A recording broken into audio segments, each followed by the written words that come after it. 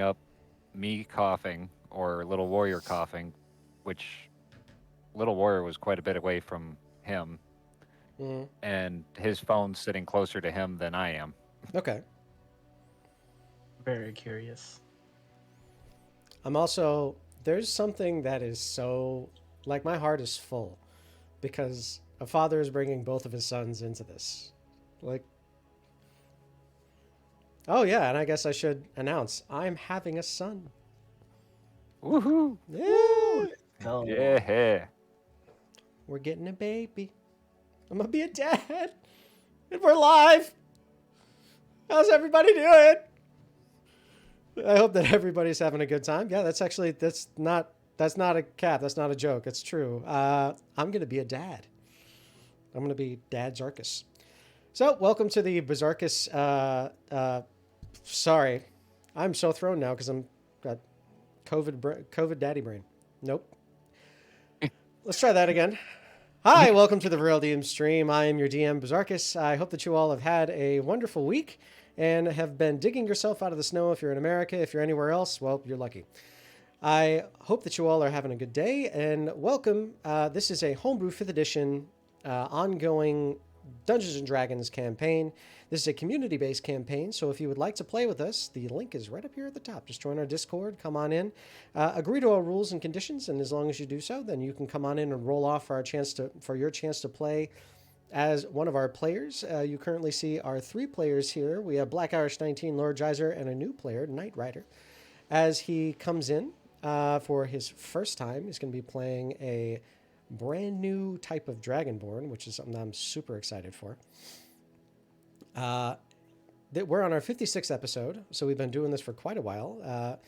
And there's tons of lore, there's tons of awesome stuff, tons of free stuff as well. I give you access to creating a massive array of characters, and eventually I might even do emotes. Eventually. Still One gotta day. still gotta work on literally every other facet of my life. Anyway, no need for existential stuff on this stream. In our last session, the VWLA, or the Vereldium Wrestling League Alliance? League Vereldium of Wrestlers, Champions. League of Champions, VWLC, sorry. I got it. Oh, I got it right. I thought it was VWLA. The VWLC, the Vereldium Wrestling League of Champions, and their manager, Maresh, had been circled of death into the devil Balsheshba's domain. As they were there in a horrid abomination, they fought the devil in his own lair. And as they did so, it was a harrowing battle, taking everybody down to the barest of hit points, and only through complete perseverance and helpers on the other side were they able to be resurrected. Maresh came face to face with one of the Reapers. As he came face to face, he was told it was time to go.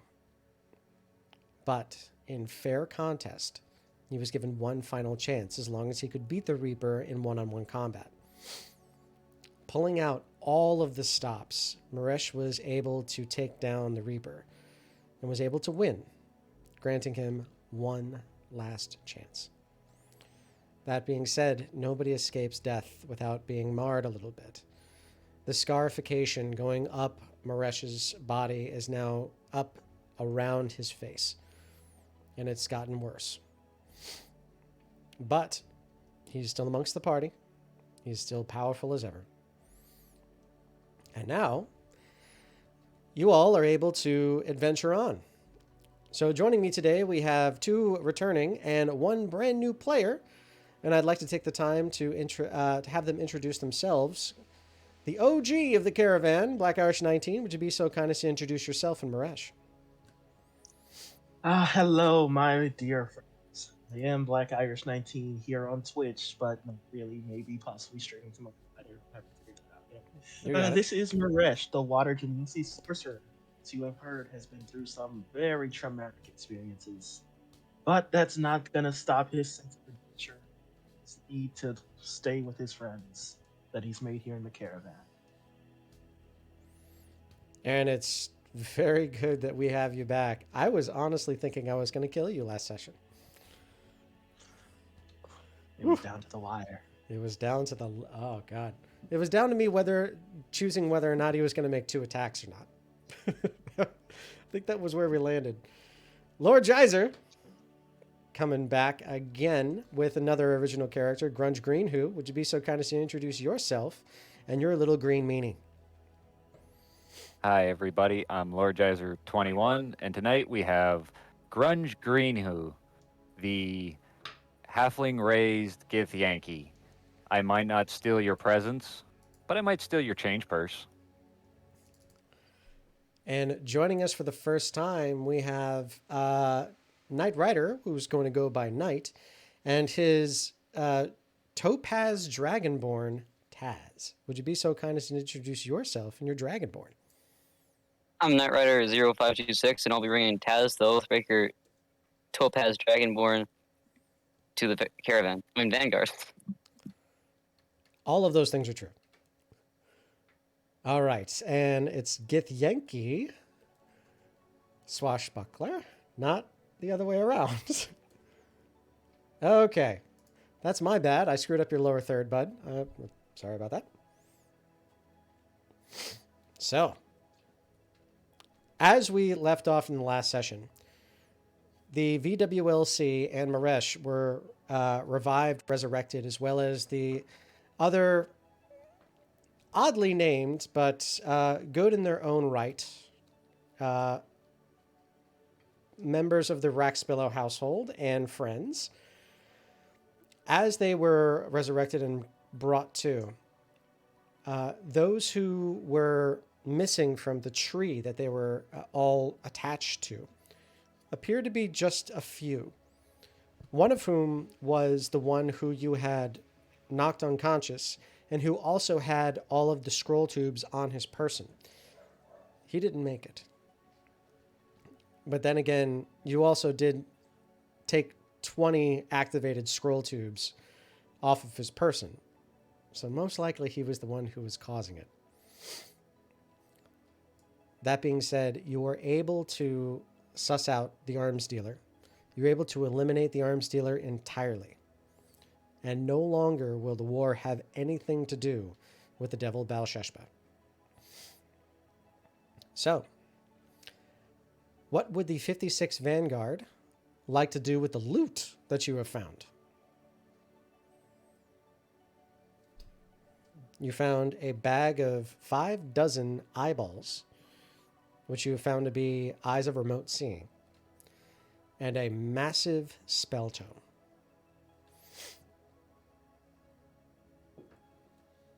I did want to read that spell tome. It was something I planned to do off camera, but I forgot. I know. I remember you telling me. That's why I brought it up before I said anything else. So, the spell tome is massive. It is almost as big, if not bigger, than Greenhu. So, as you're bringing it out, you have to have 2 people on either side hold it, lift it, hoist it, and then even leaning it up against one of the wagons and one of the spokes on the side. You flip open one page, and you notice that the letters are all scrambled, but they're scrambled in a strange way. It looks almost pictographic. What languages do you speak? Draconic, Elvish, Infernal, Primordial, Undercommon, and Common. It's primordial. Ooh.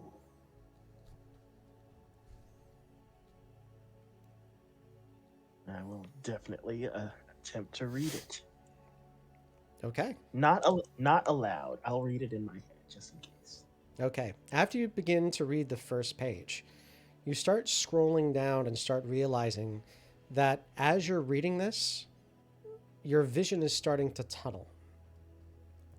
All of the light that's around you starts to get black and darker. I need for you to roll me a wisdom saving throw. Alrighty.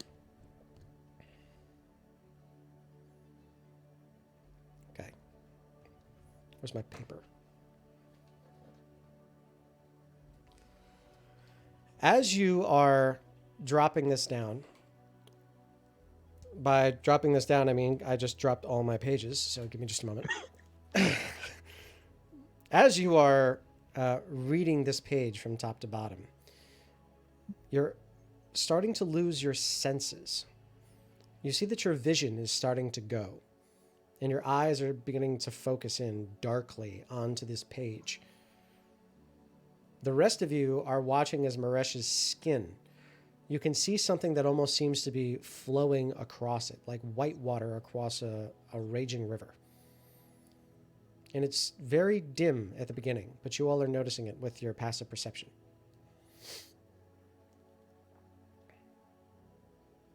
I rush up and I shoulder tackle him out away from the book. You shoulder tackle him out away from the book. As you do so, you watch as little sparks come from the place of where you connected. And as that happens, Maresh no longer needs to make wisdom saving throws. Well, Are you all right, my friend? that was quite odd. Thank you for that, Grunge. This book is dangerous.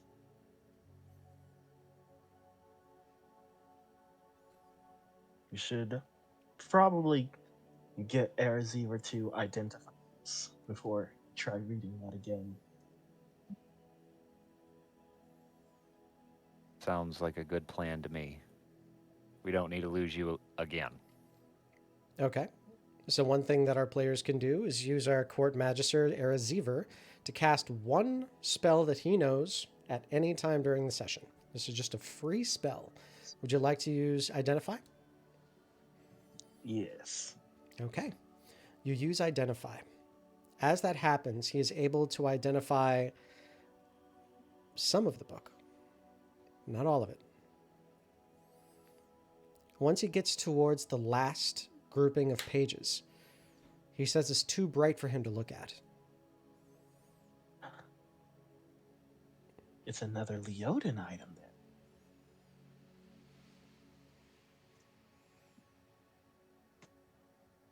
Interesting. Well, what could he read of it then? He could read that everything up into that last point was all a seeming of a enchantment. This is a book of infused spell power. If you read the book all the way through and are able to resist its wards, and it deems you worthy, it will allow you to cast the Wish spell 3 times. Oh my god.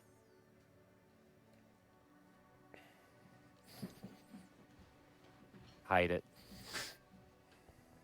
No one must know of this. Yeah, let's put this away for now. Let's store it in the portable hole. No one will look for it in there.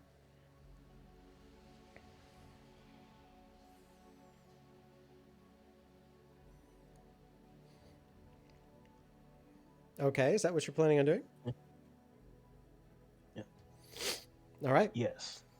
You unroll the portable hole.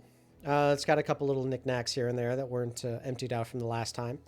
But as you dump the book in, you watch as it boing, almost like a trampoline, bounces right out.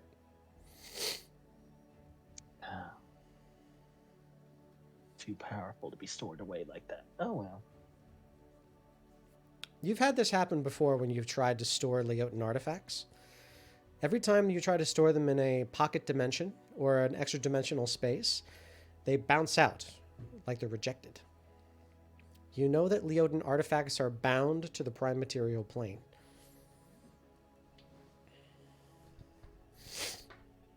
However, you got it out of Balsheshpa's domain. We did. So that's quite odd.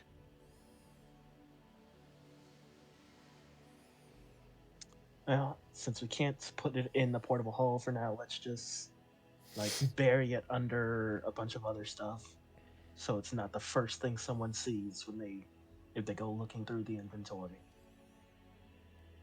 We'll come back to this another time. Okay. Now, that being said, the entirety of Eldadamine is your oyster. Whatever you would like to do, you can do.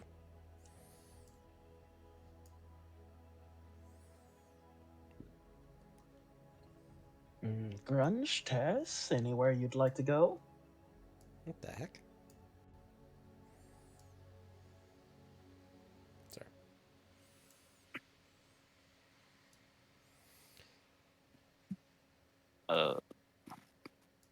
As you look across the expanse of Eldadamine, there is shops upon shops. You have plenty of gold. You also have a Veritas device in those 3 massive trees to the north. And not only that, but you also have a few shops that you were told that you should check out because there was a belief that there was a secret underground black market going on.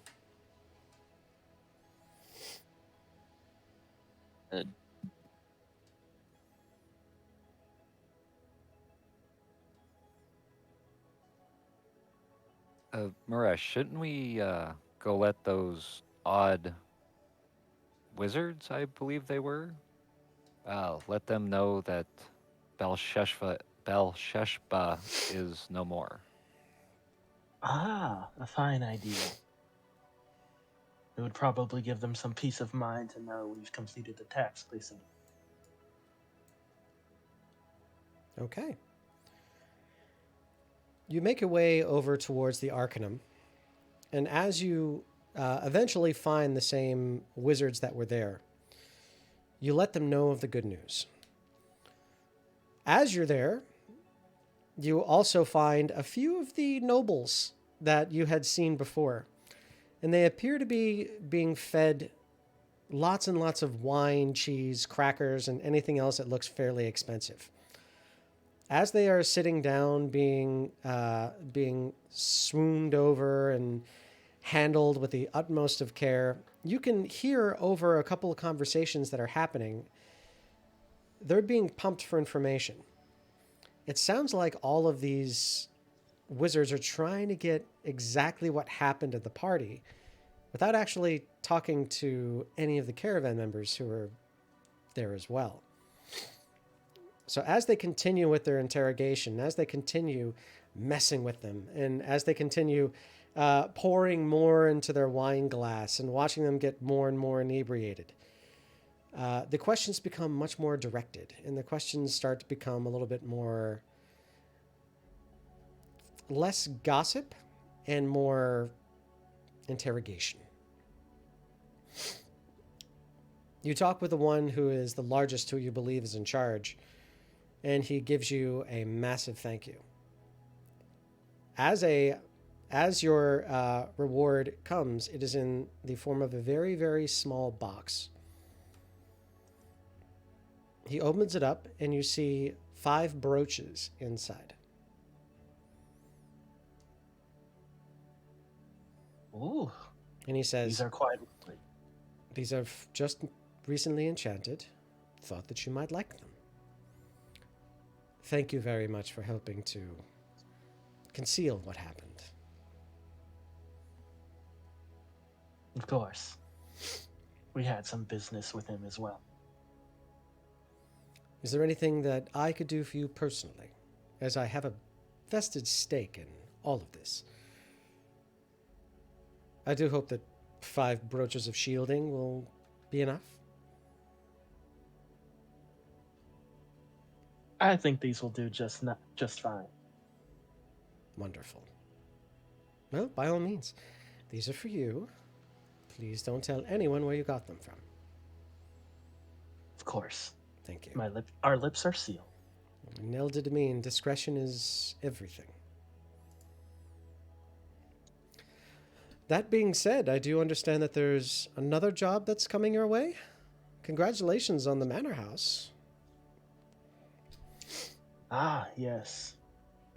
We do need to go and clean that up, but it'll be a fine foothold for us here in the city. Clean? I'm sorry? What? Well, you didn't hear this from me. He looks at you with complete loss. As what are you talking about?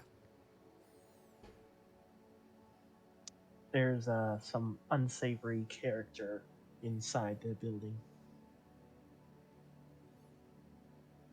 No, there isn't. Are we talking about the same job here? I would believe so. Can I make an insight check to see if he really is trying to fake this or not? Roll me an insight check.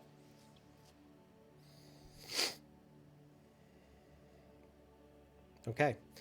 You're looking at his face, and this is a face of complete confusion. This is also a scholar trying to link a bunch of information together. Something's not jiving. He knows something more than you do.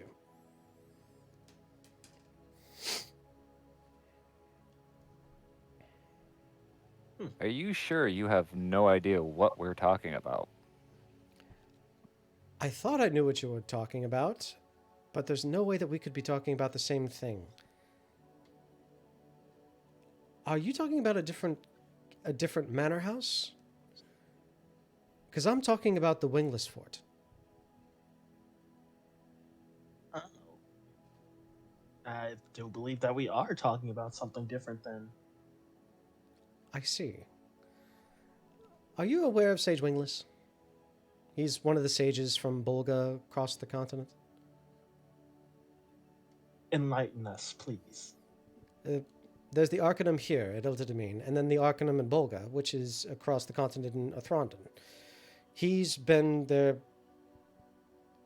headmaster, the curator, organizer, everything for almost 2,000 years. I had thought that his person got to you, but I guess not. He makes a big splash whenever he shows. And you know him to be here in the city already? Just follow the explosions. Pigdin Badweather leaves a trail of wreckage everywhere he goes. Ah. Well, we'll keep an eye out then. I'm sure they'll must be looking for us. We've been rather preoccupied as of late. The moment that you say, it's like, we'll keep an eye out, you hear this massive kaboom, pow!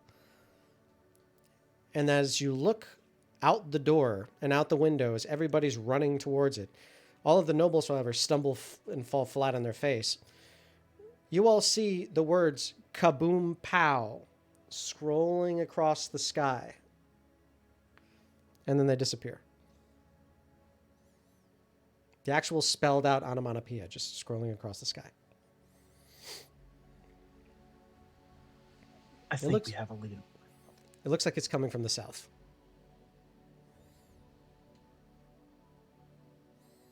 Well then, if you'll excuse us, we've got a very enigmatic person to meet.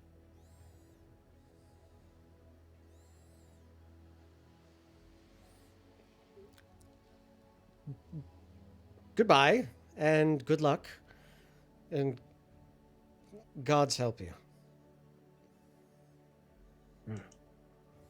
You see as each one of them sort of give you a little prayer, you see that a bunch of different tiny holy symbols are starting to come out, and each one of them look like they're giving you a final farewell, and not just a goodbye for now.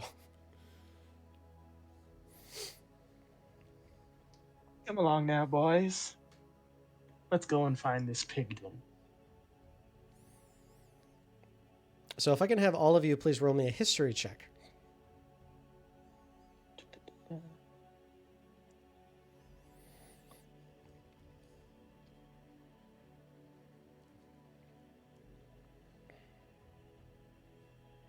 Okay, 2 or 3. So you all know that Pigdin Badweather is a bit of a legend around all of Vereldium. The reason being is that he is one of the premier artificers who's created almost 1,000 ridiculous items. But he's also created some items that have changed the entire scope of life in Vereldium. So although he's eccentric and very, very, very, very off the wall, he's been able to create things that have changed the quality of life for entire civilizations. Finding Pigdin and getting on his good side might be one of the best things the caravan does. No sooner than you head outside, you just watch the words "sorry" come up and start to sail over.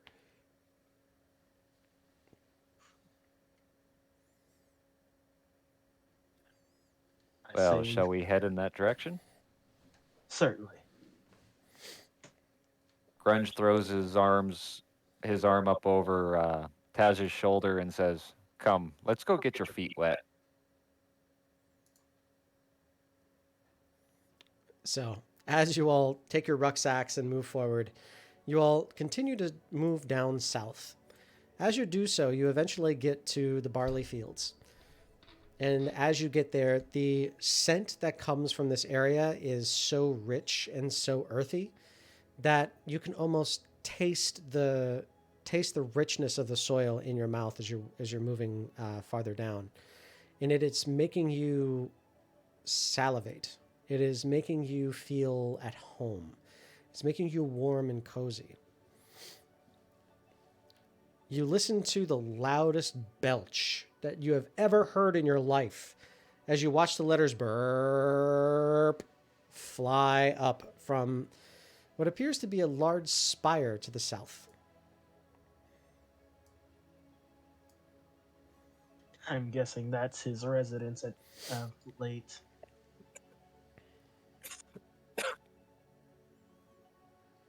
Let's head on over and introduce ourselves.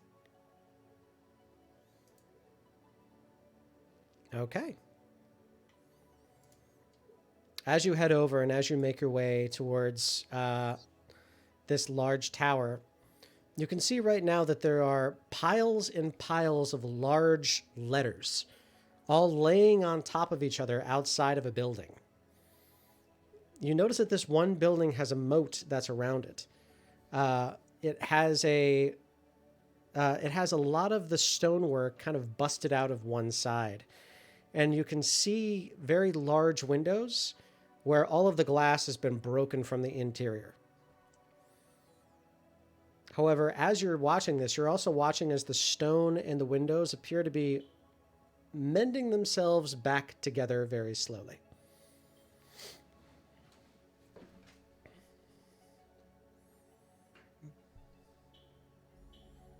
Is there a door or drawbridge perhaps? You don't see one. Sorry. Yes, you do see one. You see one that is coming out of one side, but it is currently up.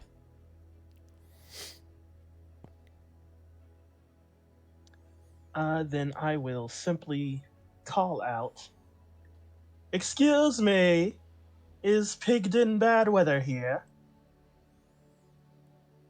As loud as I can. Okay. Roll me a d20. Are you going to roll higher or lower than me? I'm gonna say higher. Oof. Nothing happens. The fact that they were both low numbers too. Right? Oh, okay. Well, I guess he didn't hear me. What if I tried this? I say as I sprout my spectral dragon wings and fly up to one of the windows. And look through and see what I can see. Okay. If that's the case, I can put you on the map. Do you want me to put you on the map? Oh. Yes. Okay. I'm going to grab your tokens right now.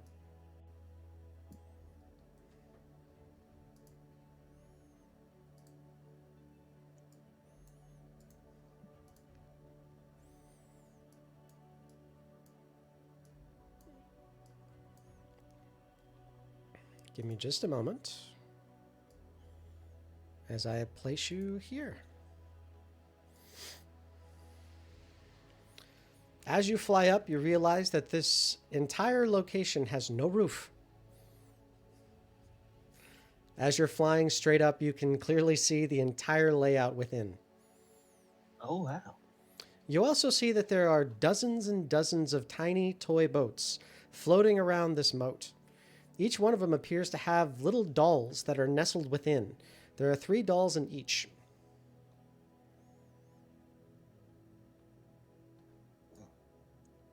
You see that the bridge in front has been broken, and the bridge from behind has been broken as well. There appears to be a downed cart in the back. Looking up, though, you don't see any movement inside.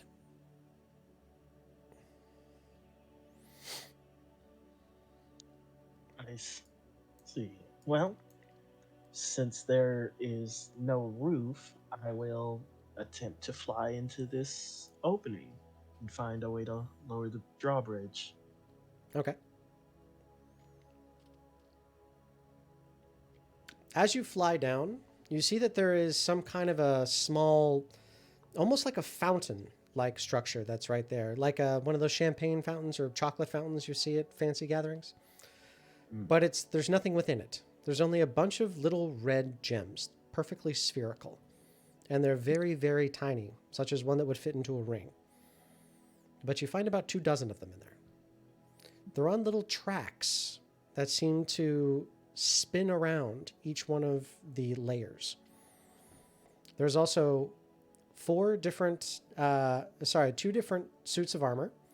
They're both short suits of armor, and they're both holding large green flags. You can see the front of them is what appears to be the face of something or someone that is gnomish, and a lightning green hair that streaks straight back. Can I do a history check to see if I recognize these flags? Sure.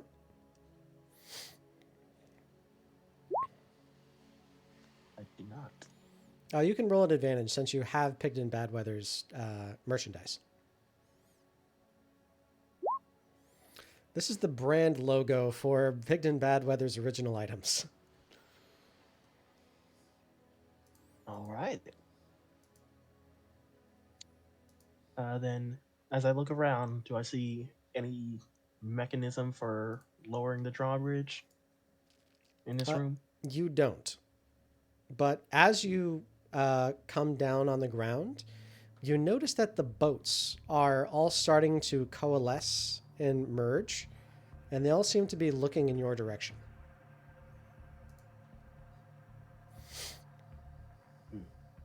Probably leave.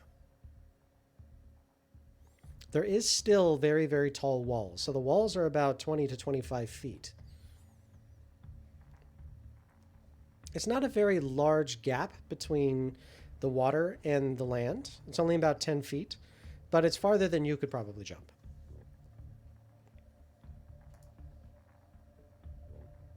Okay.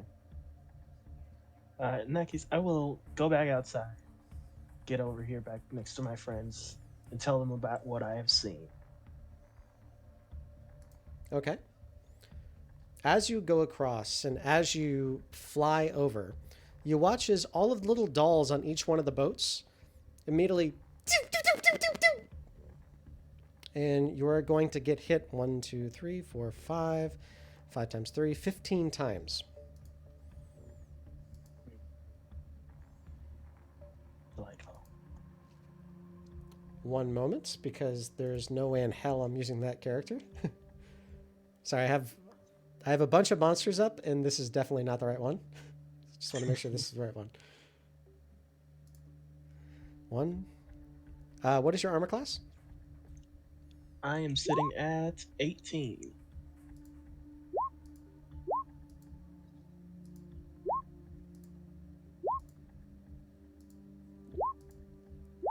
$10, 11, 12, 14, 15. 6 of those hit, and 2 of them are natural 20s. Okay, calculator time. Because you all are level 10, so I now have to get you some crazy things. 5 plus 7 plus 9 plus 9 plus 11 plus 8 plus 9 plus 5.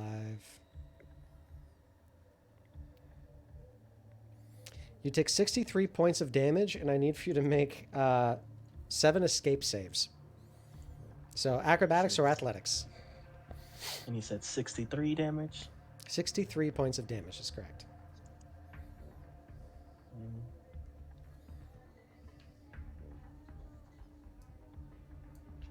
One, two. Okay, you needed to succeed on any of them, on all of them. You watch as each one of these things fire into you. It's like a spiky net, and now Maresh, you are completely enwrapped in this very prickly net. You are restrained. Your movement is 0. You cannot move, and you are engulfed in many, many different nets that now is very cartoonish as you're almost a cocoon of a bloody mess, as those dolls seem to have fired a cannon shot right at you.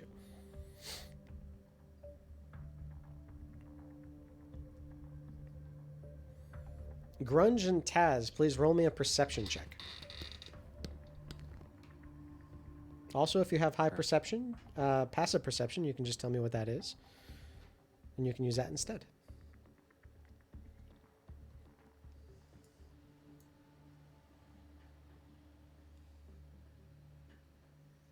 Every time this happens, I'm thankful I took the tough sheet. Okay, Iltas, natural 20. Oh, crap. I forgot to change my name. Oh, that's fine. That happens. Taz is back. There you go. Okay, 13. So, as Grunge looks at each one of these small dolls as they fire straight up into Maresh. Sorry. As they fire straight up into Maresh, the entire tops of their heads are now exploded out like a spent firework. You don't think they can do that again.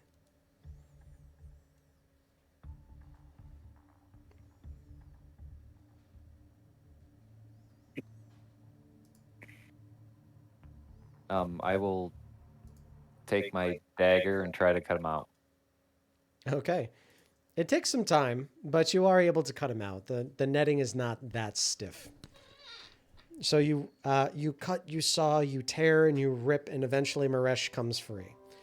At this time, a lovely melody starts to play around you, and you can see that the small creatures with their heads exploded are now playing tiny little It's a Small World type musical instruments. It's not awful, but you think if you had to listen to this for a long time, it'd drive you nuts. For anybody who's ever worked at a theme park, you know what I'm talking about. Thank you for the assistance, Grunge. That was annoying. You're welcome. And I'll pull out my pan flute and match the doll's song. Roll me a performance check, please.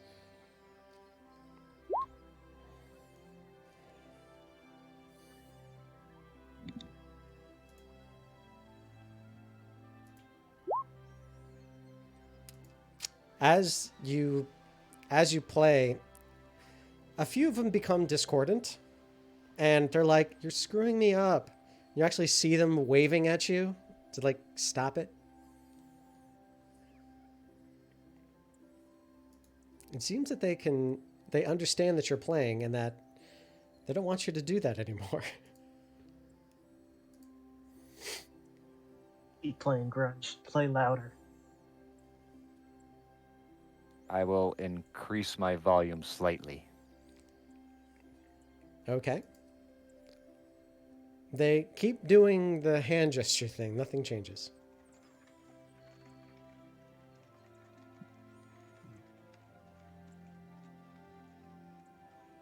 Fine then. I will stop. Your guys are rude.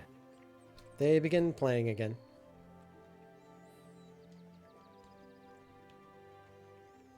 I will attempt to speak to them, I guess, since they seem to somewhat be cognizant. Okay. Is your master here? You see all the doll heads turning towards you at the same time. Each one of them starts nodding their head back and forth, and as that happens, the boat begins to rock. I'm sorry for intruding. We are the caravan. We're here to greet your master. You see each one of them still playing their instruments. They all raise one hand and wave it just a little bit, and then go back to playing. May we pass? You see each one of their heads shaking no. As that happened, Fair enough. the boat begins to rock and sway.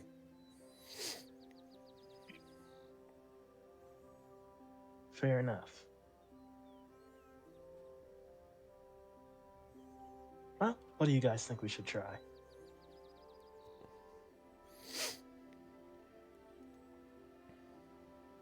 I asked them if you can get your master. You see each one of them shaking their head no. The boat begins to rock a lot.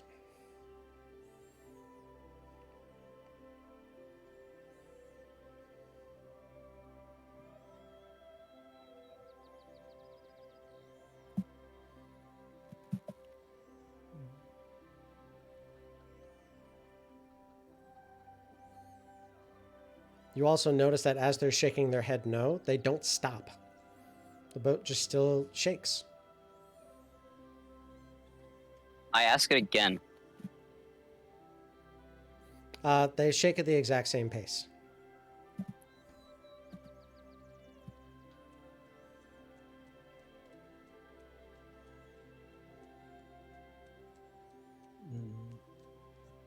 Okay.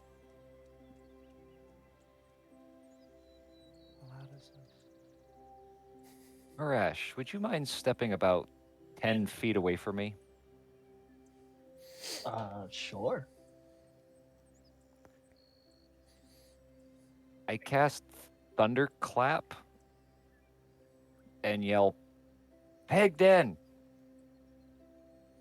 Okay, so you... And as that happens, Thunderclap is just auditory, or is that an attack spell? Within 5 feet. This button. Okay. You use Thunderclap, and as that happens, you watch coming out of the very center of this castle, this crackle, rackle, rackle, rackle, rackle, rackle, rackle, rackle, and it just continues to go until the echoes ends. And then you notice that the letters start very large, almost as large as maybe about 30 feet, 30 feet by 30 feet. And then they begin to taper off and get smaller and smaller and smaller. And they float over the top of Eldadamine.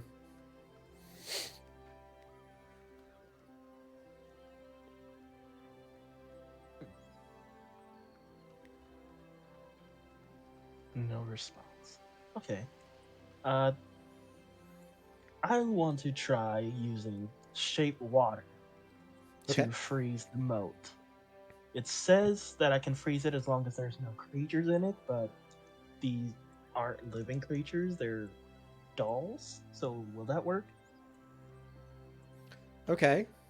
Or are they living creatures that we just don't realize? You begin to shape the water in order to freeze it, so you're trying to slow its molecular current.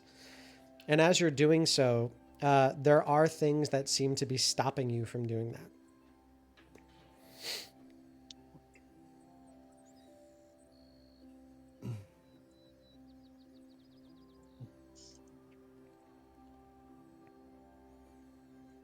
Well,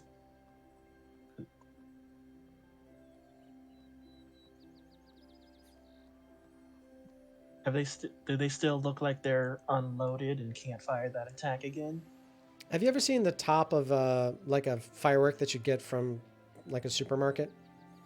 Now the top Yeah. is sort of blown out like that. All of their heads look like that. Okay. Well, I mean, I guess I'll fly back in. Then. If I die, this is how Maresh dies. This is how he dies. It's only the third most dumb way that you've died. Okay, you fly over and you hear 15 small farts as you move across, but nothing happens. Cool. I'll call out to the guns. Hold there for a moment. I'll try to explore. Okay. Roll me an investigation check. There it is. Okay. Looking around this room, you can see that there is some kind of a symbol on the upper right-hand corner of every single one of these doors. You can see that it is some kind of a, which almost looks like an 8-pointed star, except they're all the color red.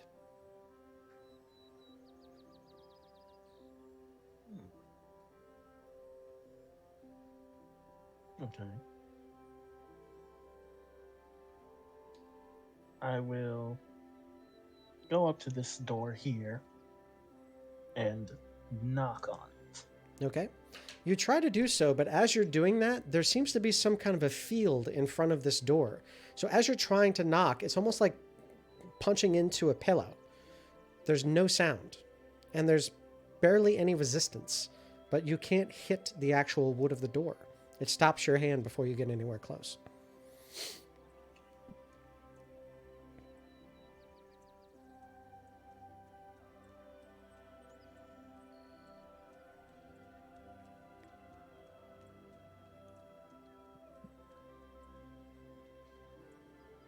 Okay. I'm going to activate my Zemfaxes boon to locate and identify a magic object in this room, Okay. focusing on this fountain if I can. Okay. Every single one of those red jewels are slightly magical. All right. It also identifies them. Yes, there are keys to all the doors in this room, or all the doors in this location. Okay. And I will pluck one of the jewels out. Okay. You pluck one of the jewels. You have it in your hand, and it glows slightly red. I'm gonna move my hand around, point it at each of the 3 doors, see if it glows brighter towards any one particular door. It doesn't seem to glow any brighter. However, because you're so close to the doors behind you, as you wave it close to those, the door actually does slightly open. Okay. In that case, I will take it over here and see if I can use it to lower the drawbridge. Okay. You take it over, but it doesn't seem to lower the drawbridge.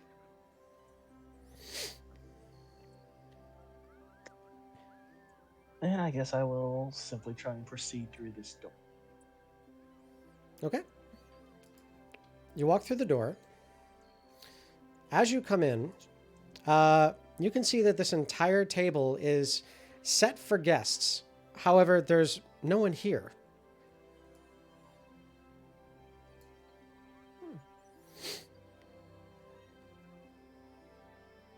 But you can hear the loud sound of snoring coming from somewhere in this room. I'll look under the table, see if someone's hiding. Nothing under the table. But you can see that there are dozens of small runes all over this table. Just on the other side.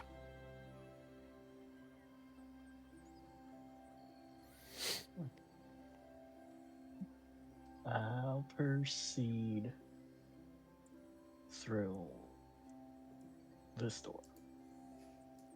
Okay. You're leaving your friends behind? Just want to make sure. There could be other dangers here. Yeah.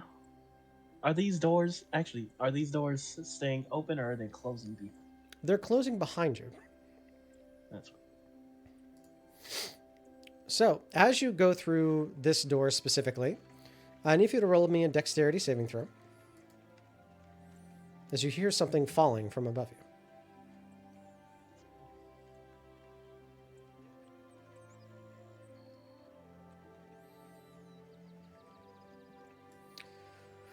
Okay. You look up just in time to see a metal bucket begin to plummet towards your head. You take 11 points of cold damage. And I need for you to roll me a con save.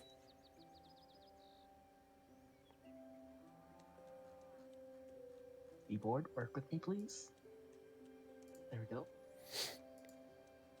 Tell me what it is, please. 27. 27. You are not frozen, but the water is ice cold.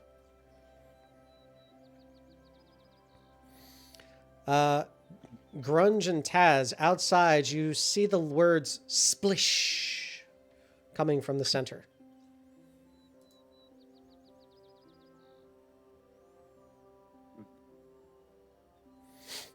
Come, Taz, let's hop this moat and see if we can't get through a window before he ends up killing himself.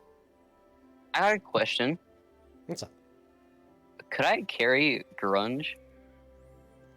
Oh, sure. Like with my wings? Oh, sure. In that case, I pick him up and I fly him into the house. Okay, you pick him up and fly him. You guys go ahead and make your way in. Ah.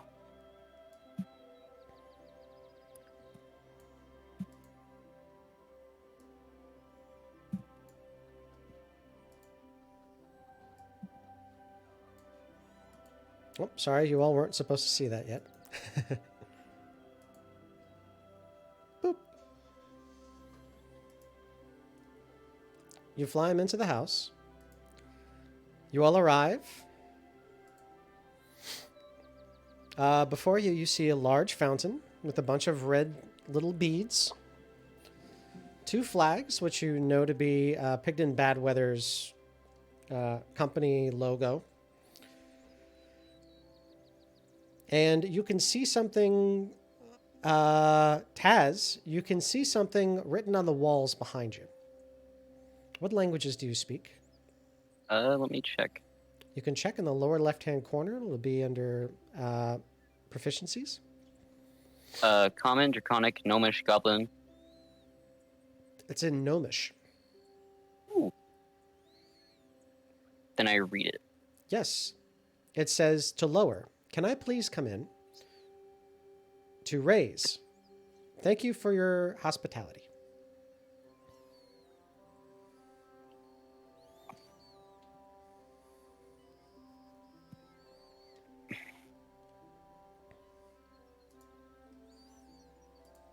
I say, can I come in? You watch as the drawbridge slam down, and you are now able to come and go as you please.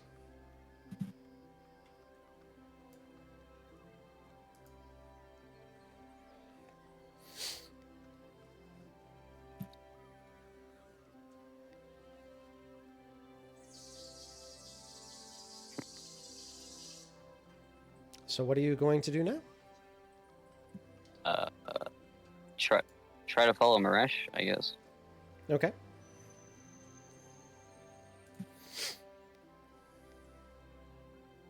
You notice 3 closed doors in front of you.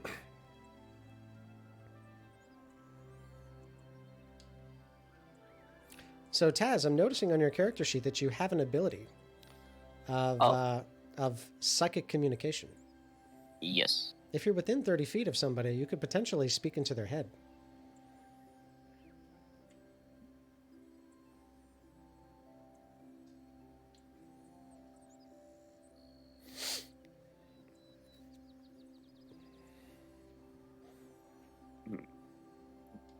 This one. Ooh, awesome. So you'd have to get a little bit closer. then I guess I move a bit closer to the door. Okay. Or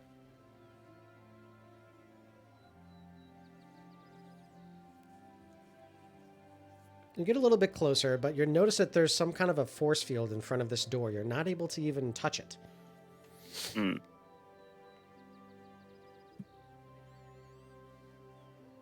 Hmm.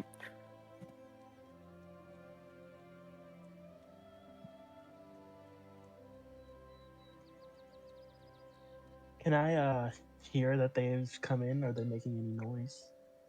Roll me a perception check. Taz, roll me a d20. Okay.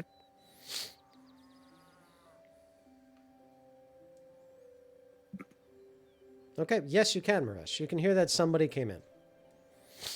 The sound of the drawbridge lowering was what caught you.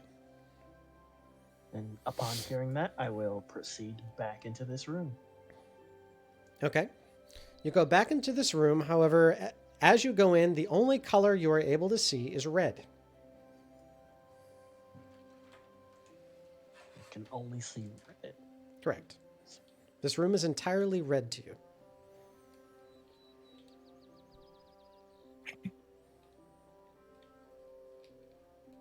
Okay.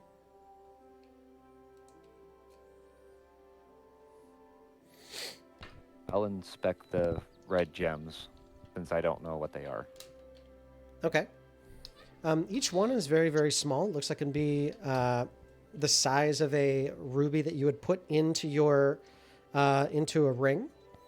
And there's one missing.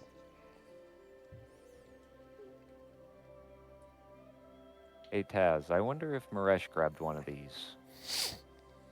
I'll pick one up and I'll toss it to Taz. Okay.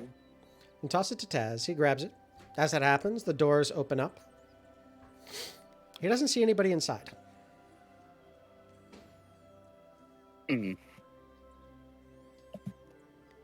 I go into the room. You seem to be alone in here. As you look into the room, there's many different lanterns that are all strung about. It looks like it's ready for a party. And you can hear snoring coming from somewhere.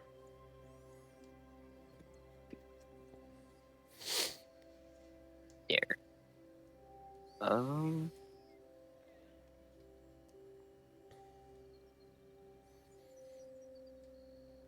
Check under the table.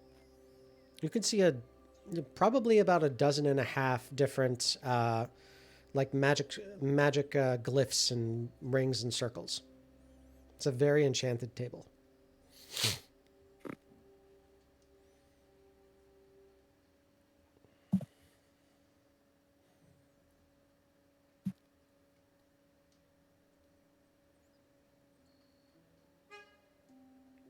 Taz, because you have such a high passive perception, you can hear the snoring coming from what sounds like above you.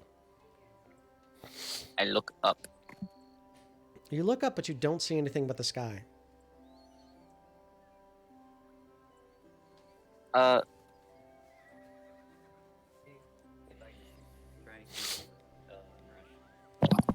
again. You hear me? I can hear you now, yeah. Yeah. Okay.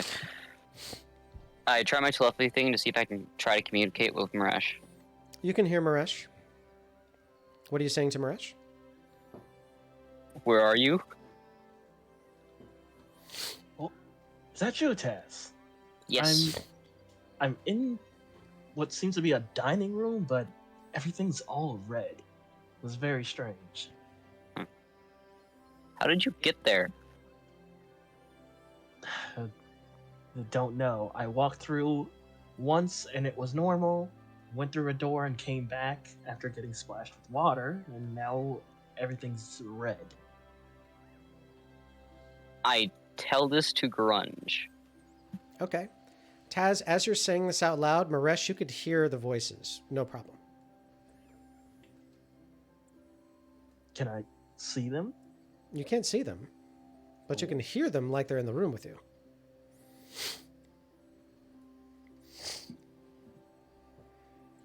Taz, I think I might have slipped into a pocket dimension. I can hear your voice And loud, but And Taz, you can hear Maresh say all this. Mm-hmm. It sounds like he's on the other side of the table. You just can't hear him. Or, sorry, you just can't see him. I walk through the door that he did, and I come back in. Okay. As you walk through the easternmost door and then walk back in, the entire room goes only red for you, but you see Maresh right in front of you. Taz! Hello. Oops. It's quite weird, isn't this? Yes. I'm guessing the door closed. Yep, the door closed as after- Taz moved in, but you were able to hear what they had initially said, but now you cannot hear anything. I will grab one of the red gems, and I will charge through the door. Okay, you charge through the door. You are alone inside of this very brightly and well decorated dining room.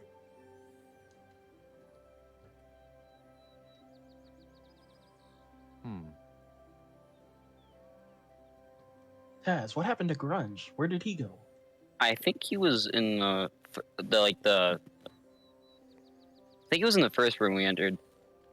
Grunge, you can hear them talking about this. I flip the table. Okay, you flip the table over, and as that happens, all of you start, "Whoa!" and you all wind up 20 feet in the air with gravity reversed. Oh my goodness, what's going on? You're now looking. flying! You're now looking directly down onto the ground, and the snoring seems so loud to you right now. I'll look around me, see if anything else has changed. You only see Taz. The room is still red.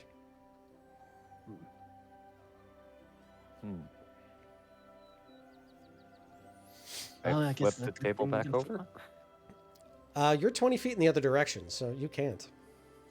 Ooh. Can I see the table flipped over in the room? You can.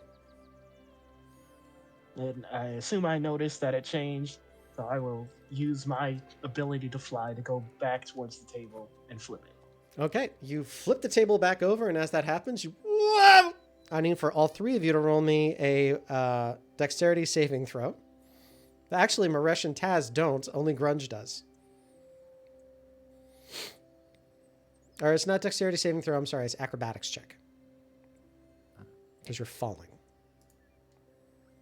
Okay, you take 6 points of bludgeoning damage from falling. And you do not land prone. But you definitely felt your knees click. You now have clicky knees. All that halfling training really. Those little buggers. Oh, yeah. Grunge, is that you? You here in the room too? You can hear them, Grunge. I'm here. Where are you? We're in some weird pocket dimension. Everything looks red. Taz and I walked through the east door and came back in, and now we can't see anything that's not red. How high up are these lanterns? The lanterns are about 10, 12 feet high. No, sorry, that's totally wrong. 9 feet. I jump up on the table, and I Okay. poke one of the red lanterns with a rapier. Okay. You poke one of the red lanterns, and it kind of shifts around a little bit. Roll me a perception check, Grunge.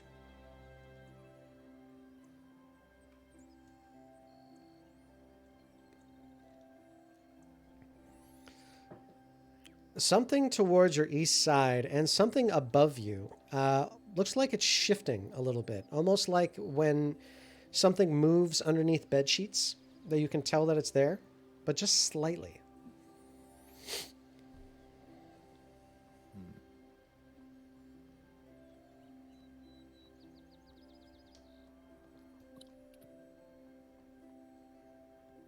Try breaking it. I smash one of the red lantern to the north of me.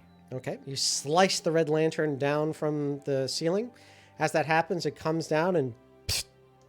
I mean, it's just made of paper, so it's not that bad. It just falls to the ground and bump, bump, bump, boink. Nothing happens.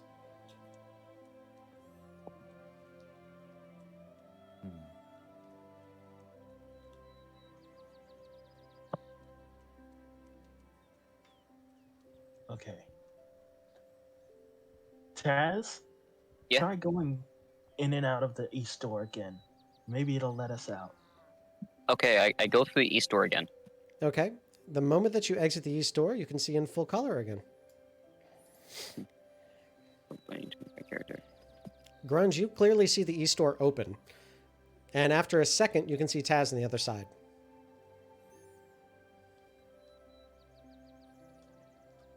Hey, there you are. Hello? Taz, I need for you to roll me a dexterity saving throw. Yeah.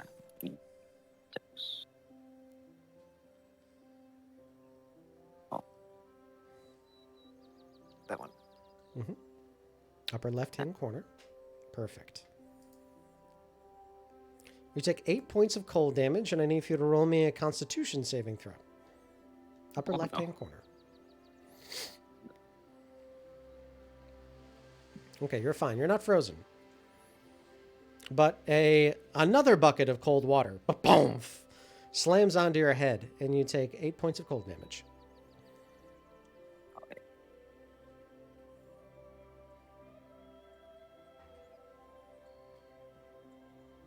This place is trapped up the wazoo. I want to heard- check the north door for traps. Okay.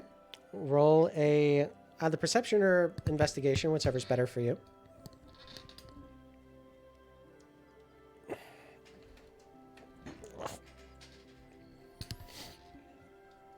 You don't believe it to be trapped.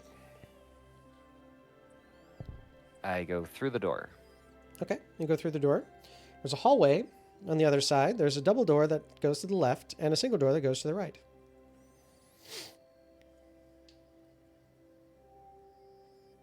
I just poke my head back into this door and I holler to them, "You guys still there?" You poke your head back into the door and all you see is the color blue. Everyone else you can hear. So Maresh, Taz, you all can hear. Yeah, I'm here. Grunge, the snoring becomes loud when you put your head back in. I'll step in. Okay. You don't see Maresh. You don't see Taz. And all you can see in this room is blue. However, roll me a perception check.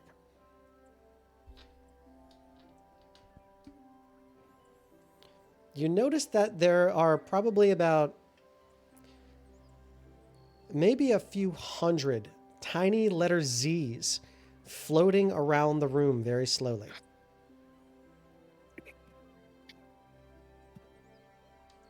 Are they like originating from anywhere specifically? There are so many of them. Roll me. Did you roll me the second perception check after you went inside? Yeah, that was the 18. That was the 18. You see that they're all kind of moving downward slowly.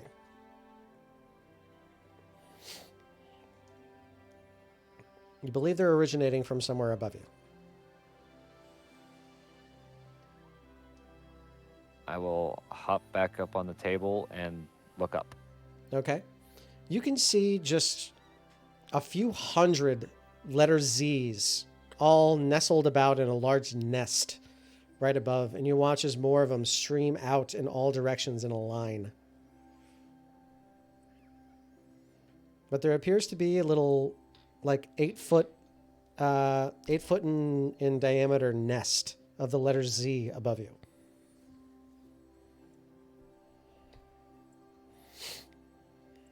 Guys, there's something in the blue room. Blue room. What? I see blue. You see red. Well, what door did you go through to see blue? North. Guess I'll try it. Okay. Go Maresh, out again. as you go out the door, you can see in color again. As you go back, you and Grunge are next to each other now. I go to enter the blue room too. Okay, you go back in, and as you enter, you only see red. As you go to the north and you come back down, you now see blue, and you're next to all of your friends again. Well, this is a interesting little room. Where's this thing you saw? I point up. Oh. Well, that's strange.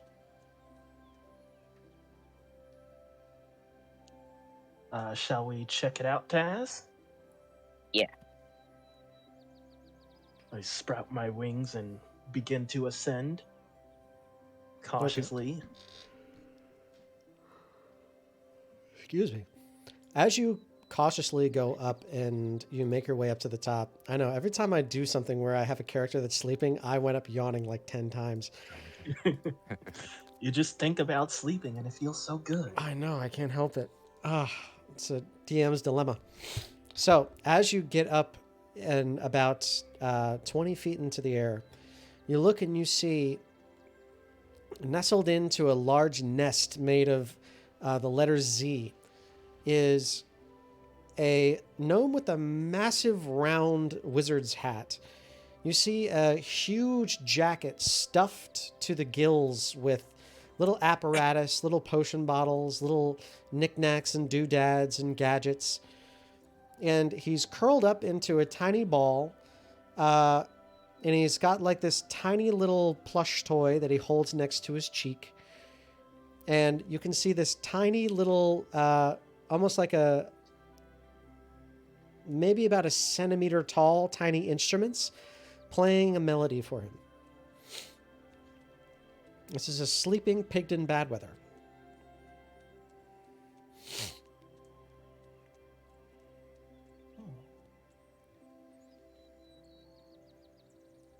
I found our man. I'll call him.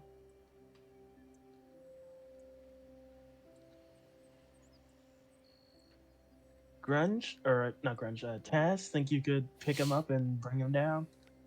I'm not that strong. Yeah. So Taz and Grunge, as you're watching all of this happening, you're also seeing every word that Maresh is saying becoming letters that seem to float out across the sky and towards the north.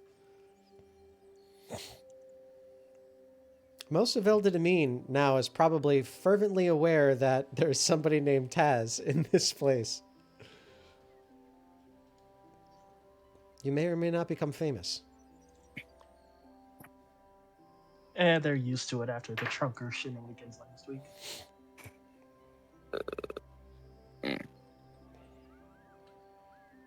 Well, wake him up. How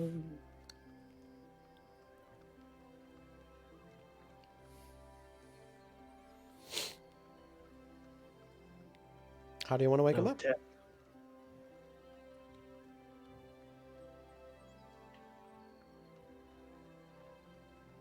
Let's give him a gentle shake. Okay. You give him a gentle shake, and you just notice the letter Z's get a little bit bigger and then a little bit smaller.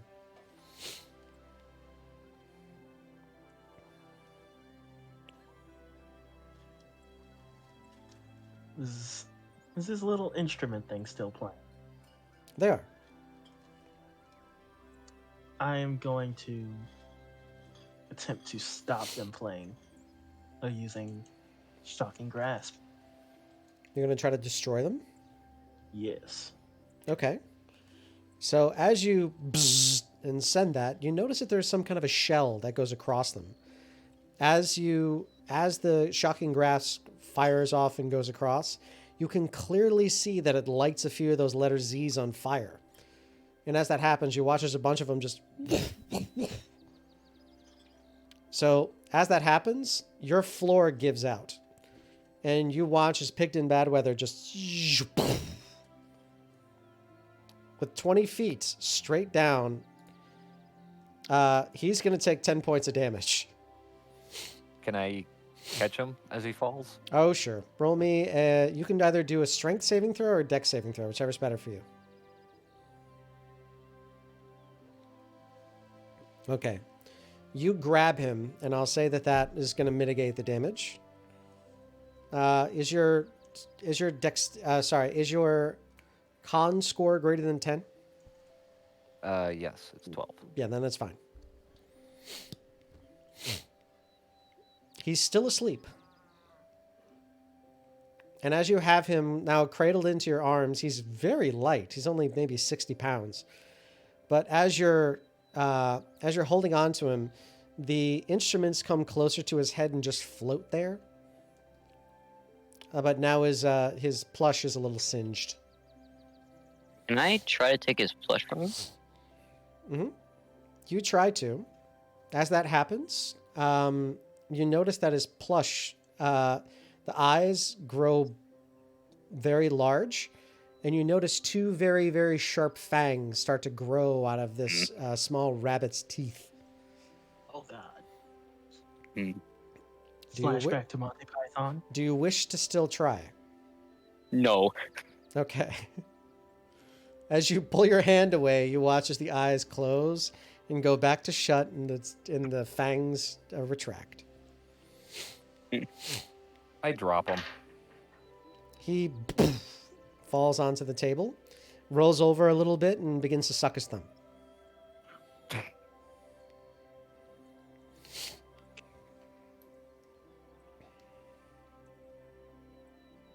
I need for all of you to roll me a medicine check, because this is a fantasy game. I just want to get things out in the open.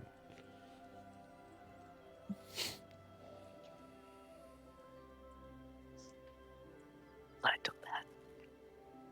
Nice 20, dude. Nice. Okay. He's not just like a deep sleeper. Something's wrong with him. He should have woken up at you guys just being loud. But he is asleep. There's something that has happened to him that is causing him to be that way. And also, plushes don't do that, man. That's something. So you know that he is either poisoned under some kind of an effect or a spell or an enchantment. I will cast Counter Charm. Okay. Is Counter Charm a bard thing? Yeah.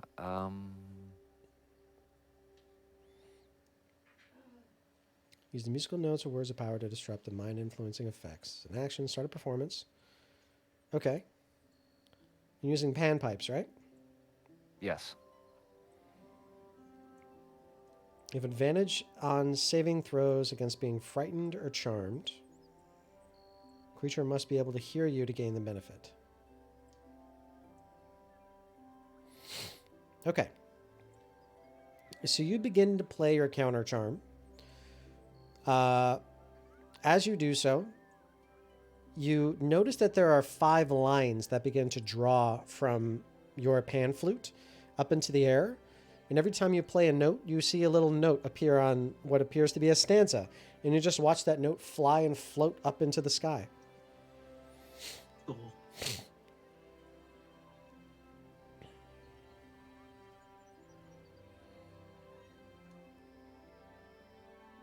And no effect on Mr. Badweather, eh? No effect.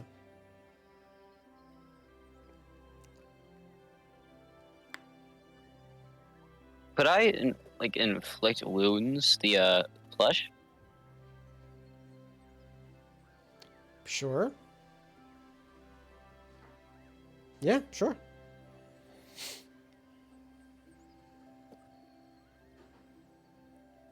Over where it says cast.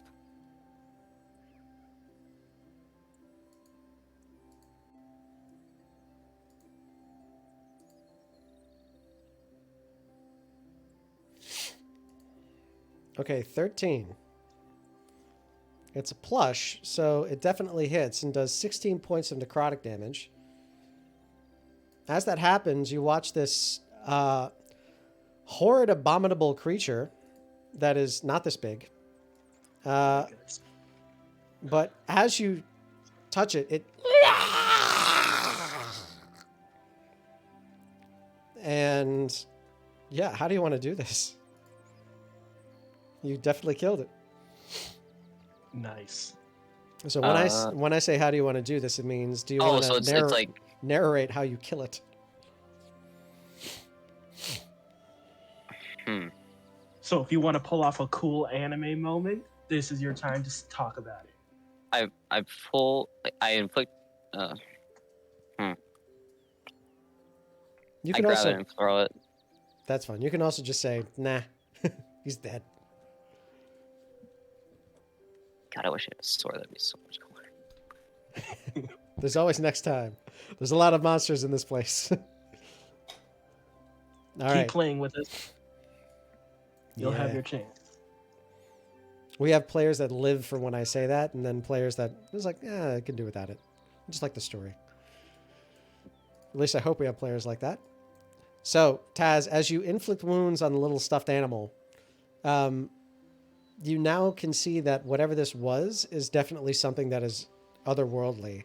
As you watch it begin to melt away, the different parts in this creature start to melt and look almost like nature is overgrowing on them as mushrooms and moss and other fungus start to grow from them.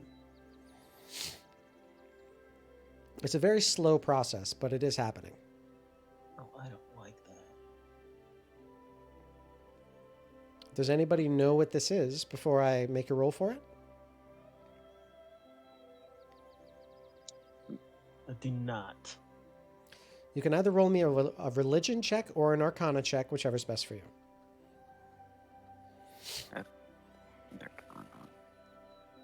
Religion. Okay. So What do you Taz does. Creatures that have been summoned from the Feywild and that have been killed or has their summoning suddenly abrupted, whatever biomass that they have been using to assimilate into the world, this is how it goes away. It's reclaimed by nature. So this creature was Fey.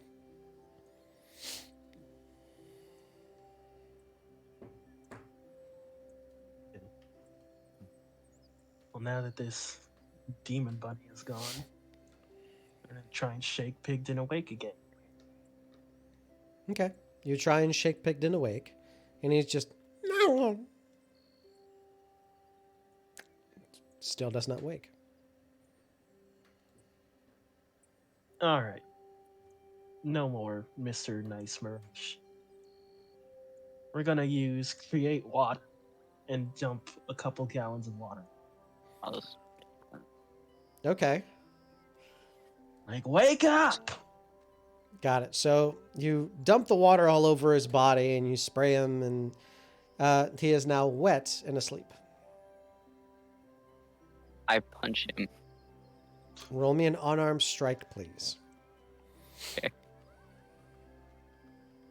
I see that you also have a brother. I have woken my brother up in those ways too. Wow, that's a lot. Okay. So as you punch this sleeping gnome, you hear something underneath all of that, like crackle. And you think you might have punched a little too hard. Oh no.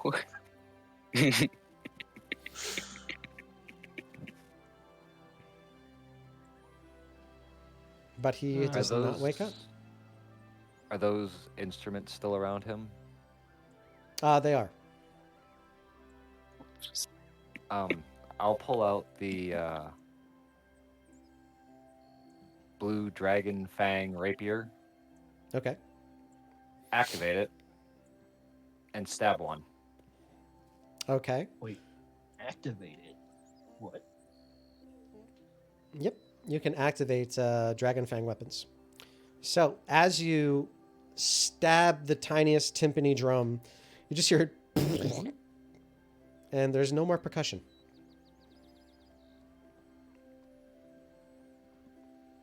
He's still asleep. How many instruments are there around him? There are 3. There's a Wait, little how close- violin, a little drum, and what appears to be a little trumpet. How close are they together? We're pretty close. Don't even. I just want to know. I'll throw a javelin at one. Okay. You, and as you do that, you watch as the trumpet just, and you hear it. That's just, and a little tongue comes rolling out of the front bell. That's disturbing. Ooh. It's tiny. Okay. Let's break the other one. Already tried magic. I think we can do physical attacks work. Okay. You stomp the violin and it shatters. Fantastic. There is now no more music playing. He's still asleep. I'm thinking we have to go hunt through the rest of this house to figure out what's causing this. Probably. Before we do that, just in case of any more dangerous traps, I'm going to go ahead and down 2 healing potions. Okay.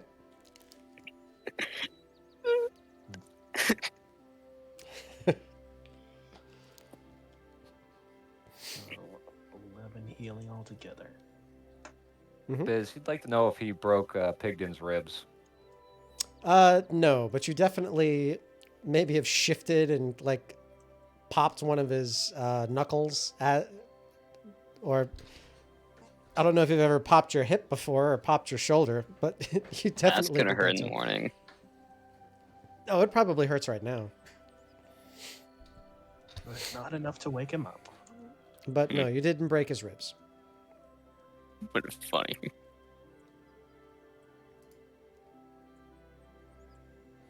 All right. Well, we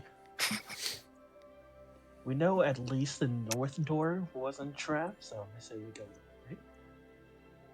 You don't trust me, Grunge. You do not want to go through the eastern door. Good to know. Let's check it out. Okay. Go through and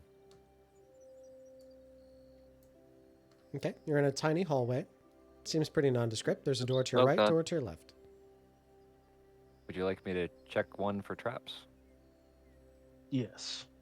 Okay. Which It's either one? It's either perception or investigation all the way through. You can just say you're going to do it all the way through.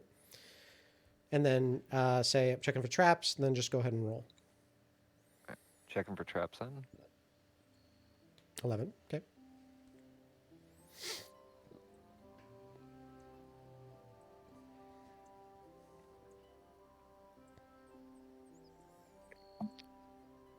Okay. Um, The I'll gingerly open the door to the east. Okay.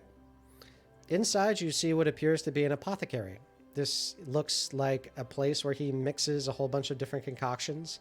You see bowls filled with just odd-looking solvents, alkahests, and different powders. And you see an entire table filled with different alembics full of a very brightly colored fluid. In the very center, there is a large but contained flame. This room is actually quite cold for there being such a large flame in it.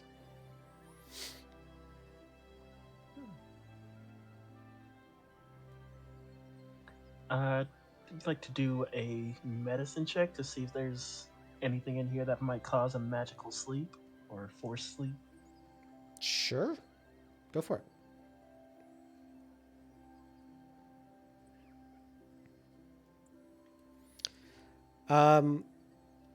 Most of this stuff that's in here is very, very rare. So you're actually not 100% sure. You do see one or two things that you believe were derivatives of drow poison. They look like spider venom glands, but You're not sure because these actually glisten when the spider venom glands that drow poison is made from is more oily and brackish. So all of the stuff that's in here seems totally different. But unfortunately, you're not able to discern exactly what's in here aside from this must be some very experimental concoctions happening in this room.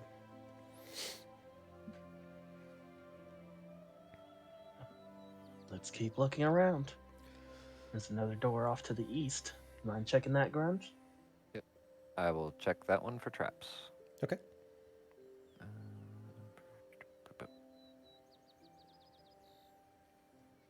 This one has a welcome mat that says, please wipe your feet. That seems very strange because it's leading outside.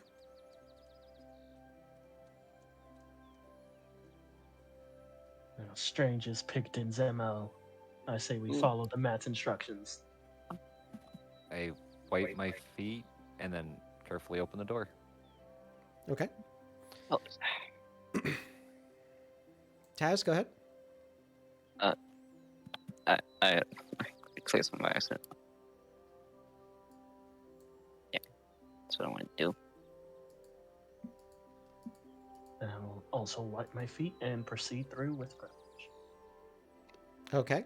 You come into a room with a lot of very brightly colored crates, barrels, jars, and chests.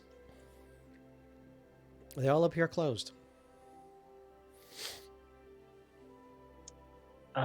Poke the chest with your rapier. Make sure there's no mimics in here. I wouldn't put it past him. I will poke the first chest here with the blue dragon fang rapier. Okay. You poke the chest. As that happens, you hear a and you hear as it seems to deflate.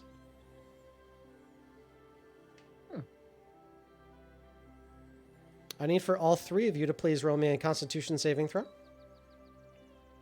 Oh, up here. Ah. Oh no. Grunge and Taz, for the next 30 seconds, you are under the effects of an inhalant.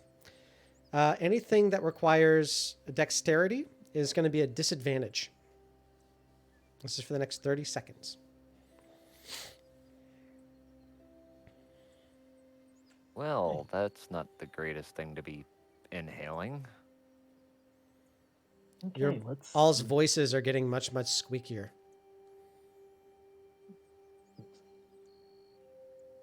Let's not touch the chest again. Ah.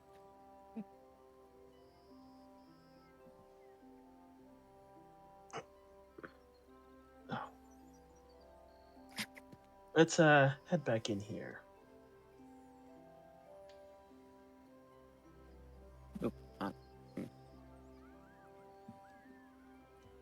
You know, I'm wondering if there is something to do with that multicolored room, if there's stuff in other rooms. Because it doesn't seem like there's anything of interest out here. Other than Perhaps. his strange oddities. I didn't see anything in the red room, and he was hiding in the blue. But there was also another door to the south. Could be another color.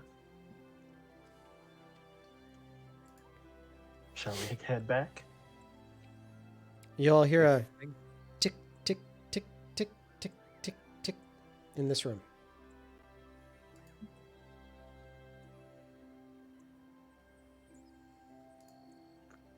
I'd like to try to discern where it's coming from.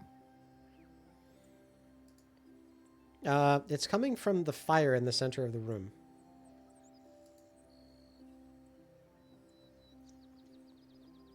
I think we need to get out of here now. Agreed. Grunge, Taz, Maresh, you try to exit that door. You cannot. It is locked. It Oh, will. no. It will not open for you. Oh, jeez. Okay. Right. Taz, you carry Grunge. Let's fly out of here. Okay. No roof.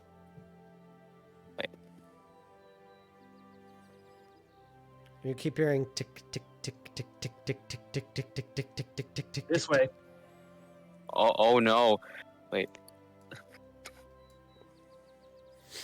Okay. A little bit of time goes by. After a few seconds, you see like a big woof of flame come up from that room, and then it dies entirely. Ooh, that was dangerous.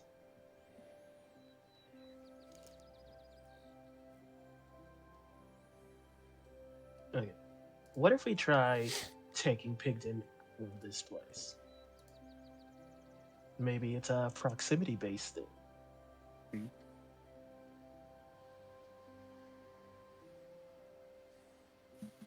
Shall we go back into that room through this door?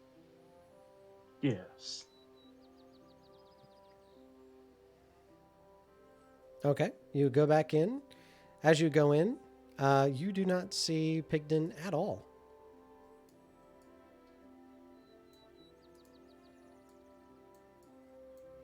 Oh, we probably have to go back into the blue room. Yeah. Alright, so in this door, then back in. Okay. You all go up to the north door, come back in, and then you can clearly see Pigdin Badweather just sleeping soundly with a busted looking shoulder, sucking his thumb, soaking wet. One second, Biz. I just heard a massive amount of thunder outside my window, so it might be about to storm, just in case my internet goes out. Oof. Okay. Well, if that happens, we can always end the episode early, since we'll have less than quorum, and pick it back up in a different day. It's just a game. Your health and safety always comes first. Yes. But it looks like he's okay. Let's lift Pigdin and try and take him outside. Okay. You lift up Pigdin.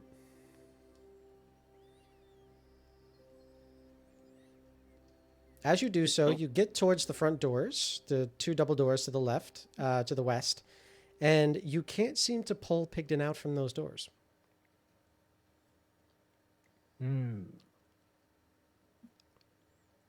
Okay.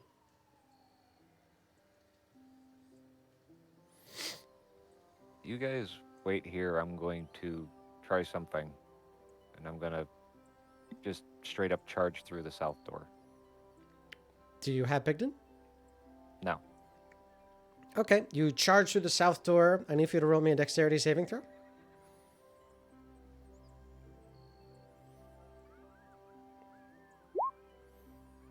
Okay.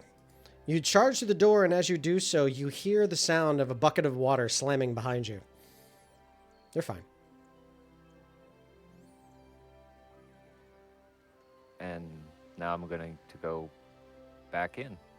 Okay. The room is entirely green, and you cannot see any of your friends. I'm going to look around for anything out of place. I'm trying to think how I want to word this. Aside from your friends, the carcass of the creature that you just killed is currently flowering and now sprouting little buds all over its body. But other than that, aside from the fact that your friends aren't here, the room looks exactly the same, even with the cut down lantern. Can you all still hear me? You can all still hear him. Yes, indeed. Yep. What color are you seeing now? This one is green.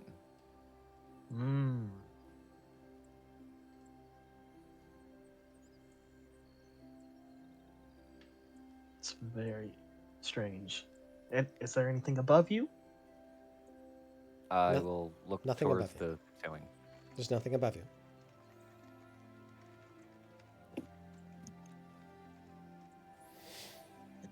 How do we get him out of here? Can I inspect the runes on the underside of the table? Sure, roll me an Arcana check, please.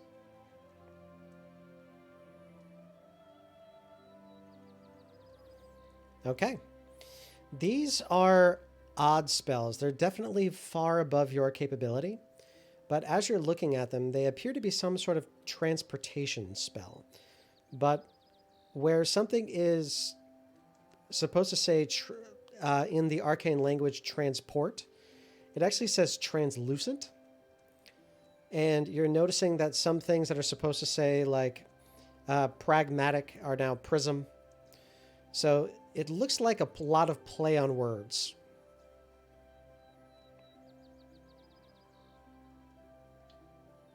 I take my dagger and I scratch them out. Okay, you try to, but as you go across them, they seem to repair themselves immediately. I explain to Maresh what I found, since he's more magically inclined. Strange runes. Okay. You know what? We're gonna try this. We're going to cast. Which one should I use? Okay, we'll use this one. 6th level Dispel Magic on the table. Going to use it on the table. Yes. Okay. Since the runes are etched on the table, I want to like hit all of them. If that's possible. If not, I'll target a specific one. Is there anything about multiple spells? Don't think. Choose one. Roll me a G. I can't. What is it about psychologically getting into character when it's a sleeping character that I always yawn? I gotta stop. All right. Roll me a D12, please. 12.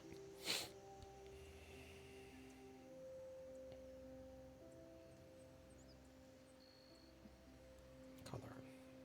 Okay. As you cast that spell underneath the table, you watch as all of the lanterns begin to rise up and down in something of like a sine wave.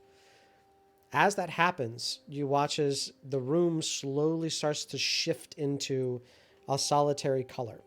And then you start seeing that each one of the colors now become complete visual acuity in the room. And you can now see that Pigdin Badweather is a little bit bluish in the skin. You can see that there are speck marks of red all over his hair, his green lightning streaks that are going backwards. His clothing is stained as though he just went on a color run, or it is the Festival of Colors in India. And he's still asleep, still sucking his thumb. But you all can clearly see now that there are that the room is visible, and you can see every color in this room. Hey, now we're getting somewhere.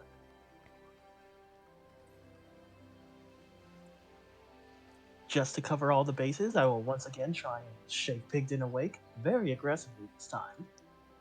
You know, it's like shaking a child when you're doing this. So it gets kind of scary looking.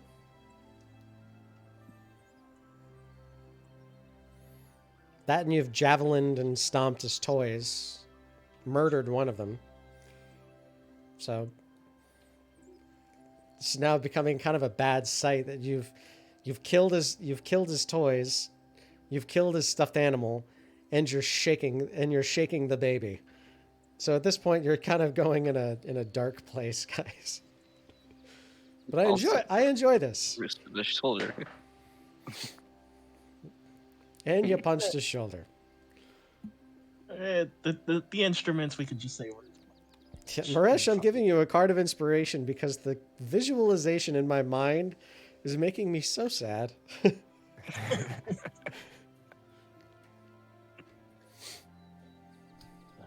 Still not waking up, but we have dispelled the magic. It's dispelled one of the magics. One of the magics.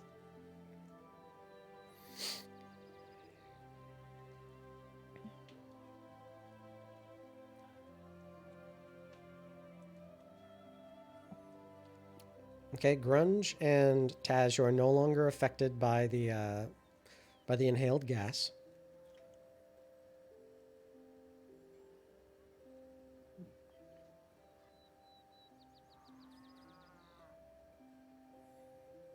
Okay, what would you like to do?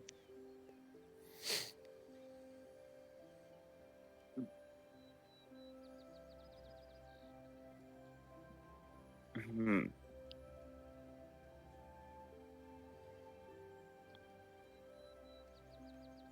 Can we make a new thing for the inspiration cards where I spend it for you to give us a more obvious hint on how to progress? I'll give you an obvious hint. You've only explored like 2 rooms. There's a whole castle. You'll probably figure out more things by looking around. I'll come down into the southern room and look to see if there's anything, again, out of place or that looks like it's off compared to everything else. Okay, you go into a room full of different. They almost look like wine racks, except each one of the bottles is labeled orange, apple, pear, apricot, cherry, and on the very center of the very center, there's this small countertop. There is a large basket and 3 small plates, and atop is just a spinning sign that just says the word hungry with a question mark. I answer the sign and I say, yes, I am. As the sign turns back around, it says, "What would you like?" And it reads that on the other side of the sign. As it spins the other way around, it says, "Breakfast, lunch, dinner." It spins back around, "Whatever you want." It looks like the sign is actually communicating with you. How about a quick snack? Okay. As it spins once again, it says, "You got it, bud." And you can see a little emoji with a thumbs up and a you look down and you see that on each one of the 3 small plates is a bunch of fruit slices with peanut butter and apple chutney. I will pick up the plate, take a bite, and go, "Hey guys, food." It's really good. Food? Tastes very fresh. I'll come into the room. Okay. I do the same. Okay. You can see 3 plates, and they all have different fruit slices on them with an apple chutney and some peanut butter. I'll take a bite and say It's thank you. It's very fresh. I also take a bite and say thank you. The sign turns around and says, "You're both very welcome." They take and flip a gold piece onto the table. Okay. You flip a gold piece onto the table. After you hear the initial ding and watch it bounce a little bit, it disappears.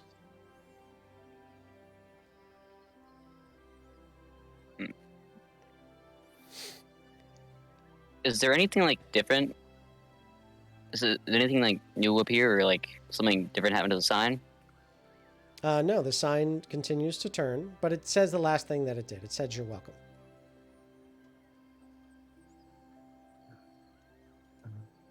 I will proceed through this. Is this a door right here? Or is this someone? There's 1 to the south and 2 to the west. I will go through this door. Okay. You go through the one to the south, and you appear in what appears to be a kitchen. There is a pig that is roasting right in front of Grunge. that's on a spit. There is a bunch of herbs that are on a chopping block, and three stove tops that seem to be roaring at full steam. Interesting. Along the wall behind you is a multitude of small bottles. All of them just say the word beer.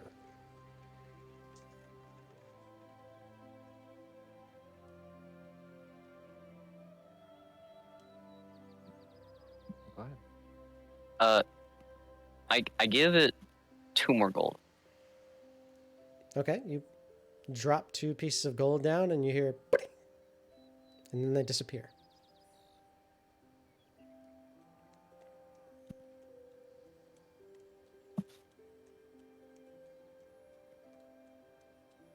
Let's proceed down this hallway, Grunge. This is a very strange manner. Taz, as you enter the room, you also see the multitude of small bottles, and they're all just labeled beer.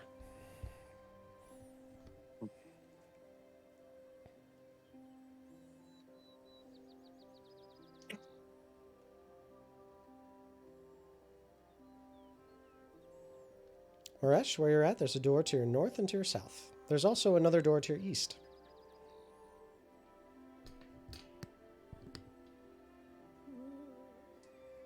I'll go check out this south room first. Okay. You open it up, and it's a very boring-looking bedroom. There's just a single one-person bed and what appears to be a small writing desk towards the other side. There are no windows in this room. Are there any drawers on this desk? Or is it just like a flat top? That's like a drafting desk, a writing desk. It's very big, but it's tilted in an angle like that. Makes it easy to draw on. Okay. You can see that it's very, very well worn down.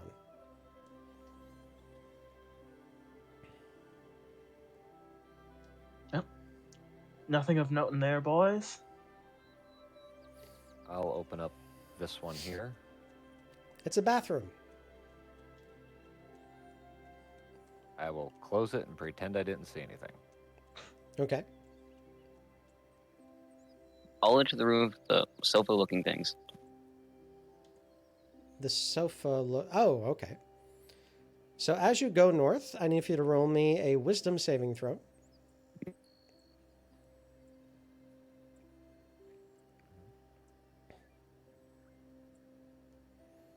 Ooh. Nice. They look like the comfiest couches you have ever seen. Perfect for napping. Mm.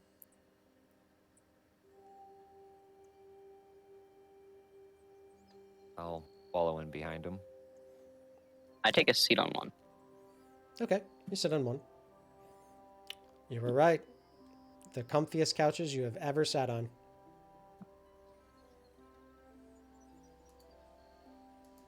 What's over here on this table? I guess it is. A slew of different parchments and a bunch of large books. The strange things about each one of these books is that the material that they're made out of is very odd to you. It doesn't feel like paper, or doesn't feel like vellum or papyrus or sheepskin, anything like that. It's almost less coarse and more silken. So it feels almost like linen or fabric that it's all printed upon. It's also written in a language which you may not know. What languages do you speak? Common, Draconic, Elvish, Infernal, Primordial, and Undertone. It's similar to Elvish, but it's not Elvish. Could I try and glean some general understanding from it? Roll me an intelligence check.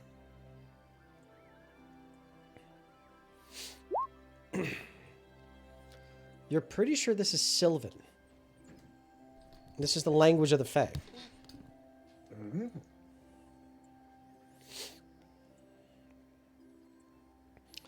Grunge, did you say you were sitting down as well? No, I'm just I'm doing the dad thing and standing there and watching. Okay. After a little bit of time, Taz leans back. He's relaxing, kicks his feet up, And then all of a sudden he just starts to slide back and slide a little more down, and then all of a sudden he starts to be folded in half and his legs and hands start to go higher. Oh god.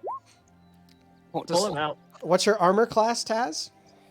I think it's a 16. No, 17. Okay, as this couch begins to swallow you, you take 17 points of psychic damage as you are slowly being swallowed by the couch mimic. Damn, I knew there was gonna be a mimic. I knew it. I don't know why. I need for all of you to roll me initiative. Good. Okay, go back to that. Click on your token. Okay, Is now this go the back to your first character mimic sheet. of the campaign? Now click Or on have we just initiative. not encountered them? Initiative. Actually, the title of this on my thing is Mimics Exist. So I made this specifically so that you all would know that mimics would exist.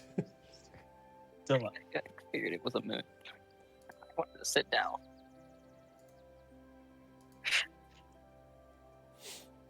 All right, now I have to download a picture of the most threatening couch I can find. I knew after you said it was the most comfiest couch you've Pro- ever seen. It probably was probably a something to trap. encourage the cowardly dog. That show had some crazy looking things. I wouldn't be surprised if they had a demon couch at some point.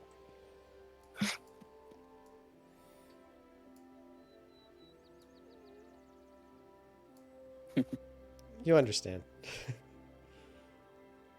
Sure, this makes sense. You all are fighting a couch. This is where we are in our campaign right now. This is weird. It's up there. It's fun though. All right. So now that you all have rolled initiative, let's change up the music a little bit and make it a little bit more epic. Am I the only one not seeing the initiative tracker pop up? I haven't clicked it yet. There you go. Oh, okay. This is...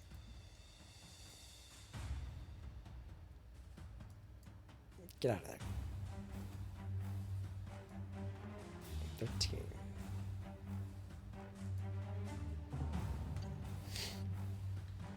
Okay. So first up is Grunge. What are you going to do? Taz is currently grappled by the super comfy deadly couch. Well, since I have it out and active, I'm going to stab it with the blue dragon fang rapier. Okay. Hokey pokey. Okay. 13 is going to hit, but 11 unfortunately will not. So that is 29 points of damage in total. Oops. Oh, come on. Minus 29. Okay, Grunge, as you stab into it, your rapier gets stuck and you can't pull it back out. So you are now unable to use your blue dragon fang rapier on this creature. It is now stuck inside of the couch. You stupid couch.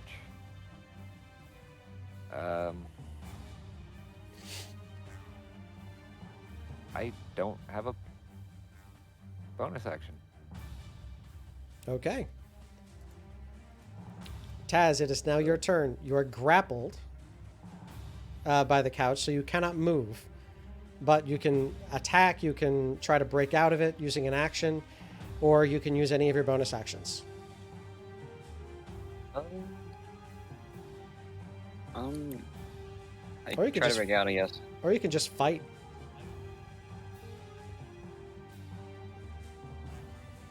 Do you want to try to break out? Yeah. Okay. Roll me an athletics check, or an Yeah. or sorry, no, you are already grappled by this creature, so you have to roll a strength check. Strength. Right there. All the way up. It's the one up top. Ah. Nice. Ah.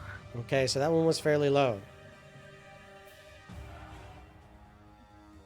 Oh, I totally forgot to say this in the very beginning, but because you're a new player, you get a card of inspiration. So if you wanted to use this, you could either turn it in to reroll any dice, which means you can turn it in to reroll that if you wish.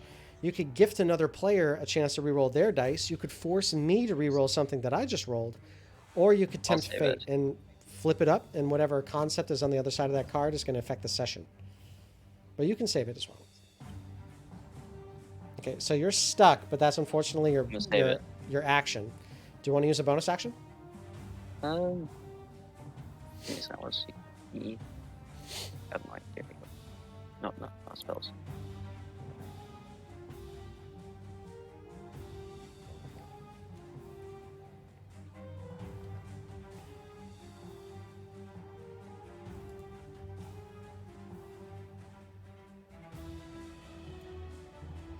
I can thunder smite it. Please let me know if you have any questions. You could also charge up one of your next attacks with a smite. I'll charge up my thunderous. I'll charge up my thunderous smite then. Okay, Thunderous Smite, you said? Thunderous smite. Thunderous Smite. Okay, and the next attack that you make, he has to make a strength save or take thunder damage. Nice. Okay. Unfortunately, you cannot move, and he is going to try and chomp down on you with his pillow pummel. It's an actual attack.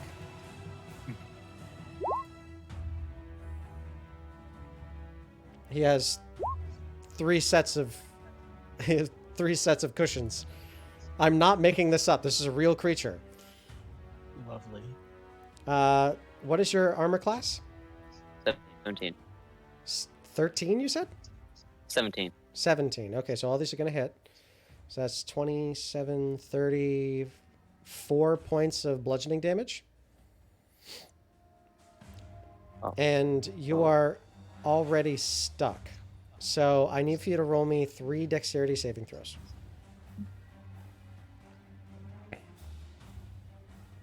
Then 3 to 3 times?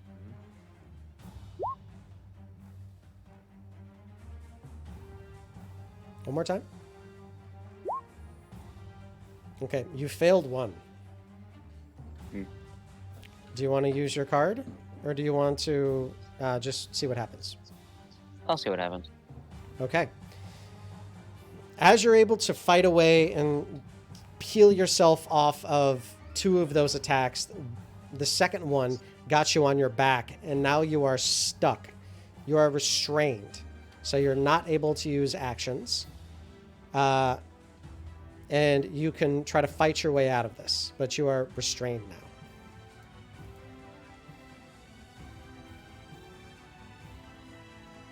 Okay. Maresh, it's now your turn. All right. I'm just going to take a little step back here so I'm not in melee range. And we're going to cast a spell that came in very handy last session.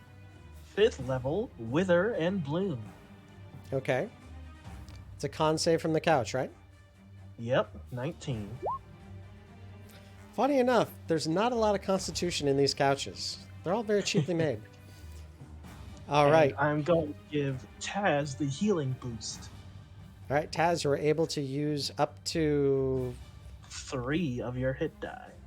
which are d10s. So you can roll 3 d10 to heal. Go down to D10, go to the 3. So 13 plus 3 for my spellcasting modifier. 16 points of healing for you, my dude. Nice. So you heal for 16 points of health.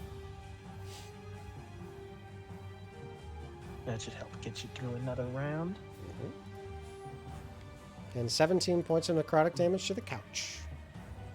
And then we're also going to spend 2 sorcery points to turn Eldritch Blast into a bonus action. And fire Okay. off the tree of the couch. All right. One more. Nice. It's 11, But then, 13. Okay. 13 points of damage from each of the Eldritch Blasts that are firing around Taz. As that happens, the couch now looks like it has been a part of a college frat house for at least 2 years. And it's looking rough. All right. Grunge, it's now your turn. All right. Well, I wonder how smart a mimic is. I cast Tasha's Hideous Laughter. Ooh. Can it affect it? And there's that. Does it have an intelligence higher than 4? It doesn't. Keep it doubts. Its intelligence is 2. Well then. Sorry, but... Bonus action, I'm going to drink the Potion of Speed. Okay. You now drink the Potion of Speed. You are hasted. Well, let's see if I can get my normal rapier stuck. And I'll stab it with my hasted action. Go for it. 10, unfortunately, is not going to hit. Surprisingly low rolls for your dex attacks. I'm surprised by that. Okay. It's the way that dice fall. Sometimes. All right, Taz. It's now your turn. You can only use an action to break out. So you can either try to wait for somebody to do something, or you can use your action to try to use a strength check to get out of being restrained. I'll use my action to try to get out of being restrained. Okay, go for it. What? A strength check. Oh, yeah, strength. It's one of the 6 over the top. Yeah, Oh. easily do so. Well, that's a save. So let me see. What is your I didn't strength? understand What's your strength modifier? The one on the top. +3. +3. So that's a dirty 20. That's more than enough than what you need. You are no longer restrained, and you are no longer grappled, so you can move if you wish to.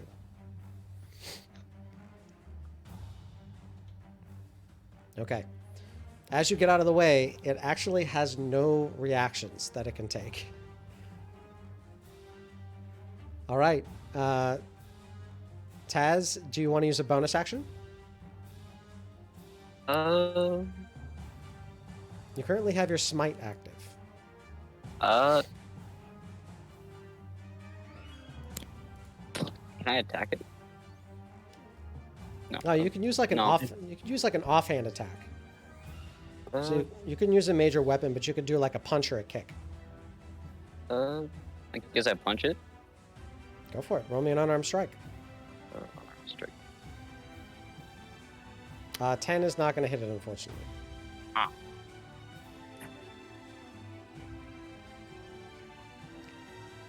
All right. It is now the couch's turn. The couch is going to turn on the party.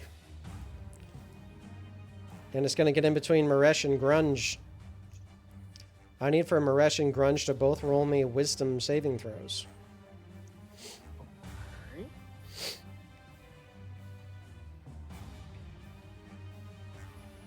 Grunge, you don't know how much your back has been needing a sleepy time on the couch. And the couch seems to know that. So it jumps over towards you and it's going to make one attack against you at advantage. Unfort.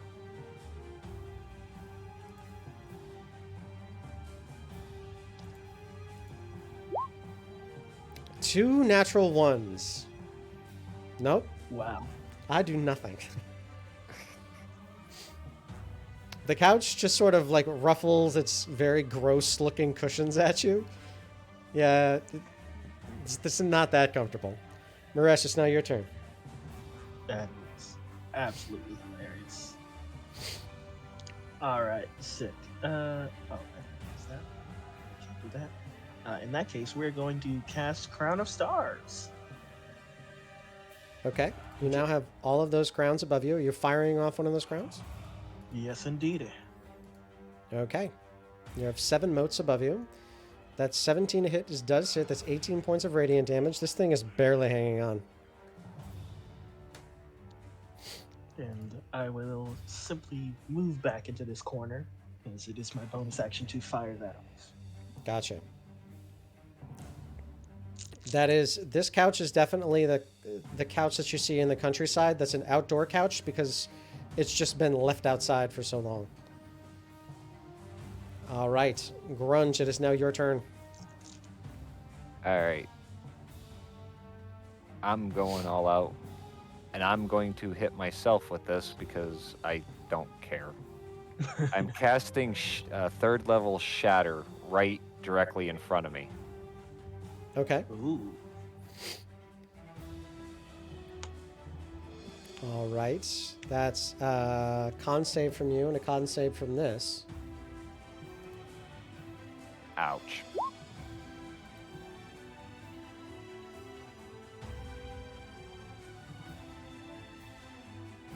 Where's the... Ouch as well. As you hear the splintering and splattering of the grossest couch you've ever seen, how do you want to do this? I just look as enough of your uncomfortable, ugly, old lady, flowery print stuff I don't like, and I just blast it into pieces. It explodes. And as that happens, you also blow a hole in the side of the wall. Fabric and fluff go everywhere. And also wood and different parts of stone as the walls come crumbling. And you have killed the couch mimic. I pick up my rapier. It's gross. But it's yours. All right. Good job, boys. Taz, don't sit on anything else. Okay. Let's keep having a look around. So worth it. Grunge, Taz, Maresh, you're watching as the walls and the doors all seem to reform onto each other. And they're like, slowly the rocks are starting to be put back in place. Slowly the wood slats are starting to fall back into alignment. So it looks like the entire building is beginning to repair itself. The couch, however, is kaput.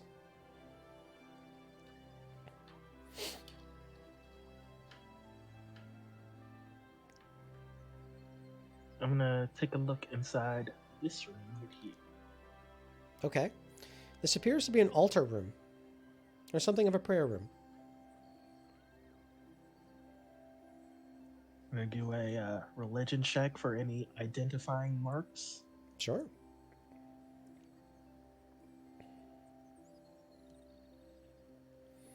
There is one here. This appears to be some kind of a communing location, and it communes with the Feywild. Okay. Pigdin's up to some weird stuff with the Feywild.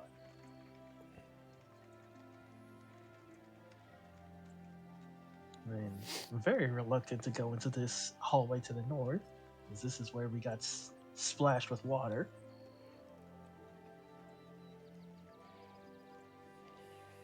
And hit over the head with a bucket. Well, if you're Oh. inside of Taz's aura, you actually get a bonus to any of your saving throws. Oh, that's what that is. Taz has 3 auras right now, which are awesome. He also made an unintentional compliment to Helvis. Oh, nice. Sick. I Okay. will check. I'll do the check for traps. Okay. thank you. Perception or... Okay. I see the floor. You're looking at the floor in front of you. You're looking at the everywhere above you. You can clearly now see that there are two hands that are holding a bucket out next to the outside of the doorway that you're about to go through. And there appears to be little ice cubes that are forming above it that are being dropped by a cold hand.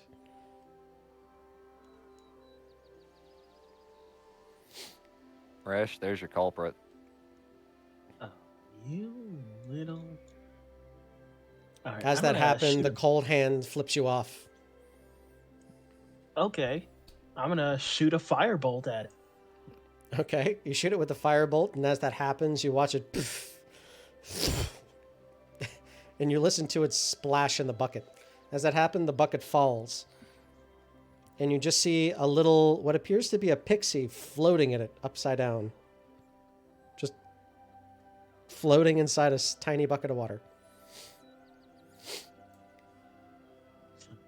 I'll teach you to mess with me. And I will proceed through this door on the right. Okay. Oh, sorry, channeling Pigdin. It appears to be what appears to be a cart wreck. Something has smashed through here, and there's contents littered all over this area.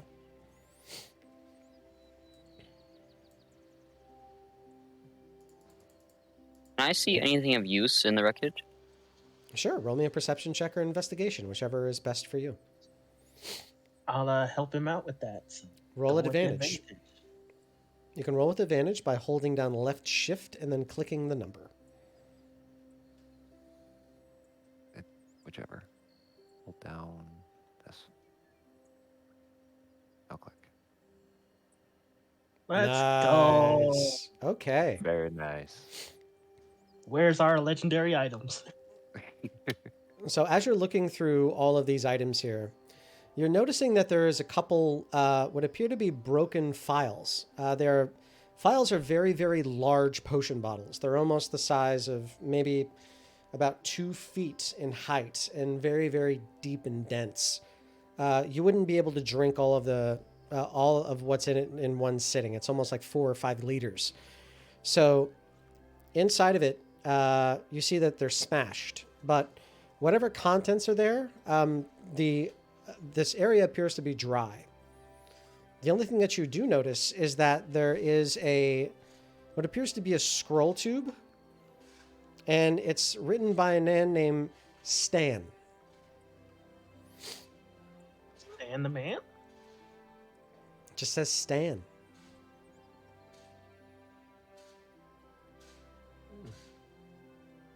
Well, I think I've had my fill of scroll tubes for one lifetime. Just leave that on the floor. I'll inspect it Okay. to make sure it's not gonna. Nothing weird is going to happen. It's already opened on one side, so the scroll tube is already popped open. But you can see a little bit of the scroll that's already came out. Just appears to be on normal vellum paper. It appears to be very well written, and it's actually written in the form of a graphic novel. So you're actually seeing the little cells in each thing, and it's a step-by-step process to be able to make Stan's Elixir. I will pocket that. Okay. You now have a formula for Stan's Elixir. Wallen might be interested in this.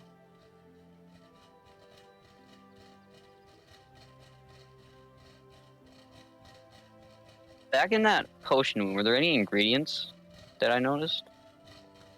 No, but since you rolled a natural 20, you did notice that there was one of them that had a little bit of blood on it. On the edge, you can clearly see that there was some red blood that is fairly fresh.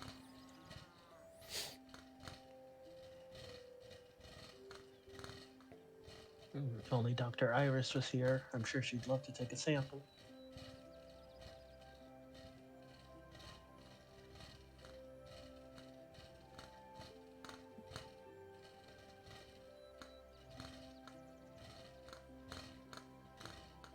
Alright, well, shall we check the other rooms?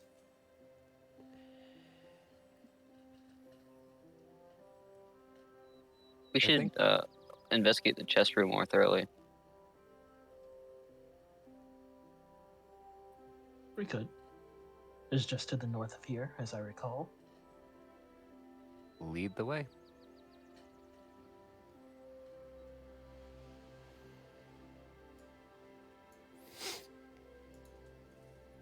Maresh, I need for you to roll me a dexterity saving throw.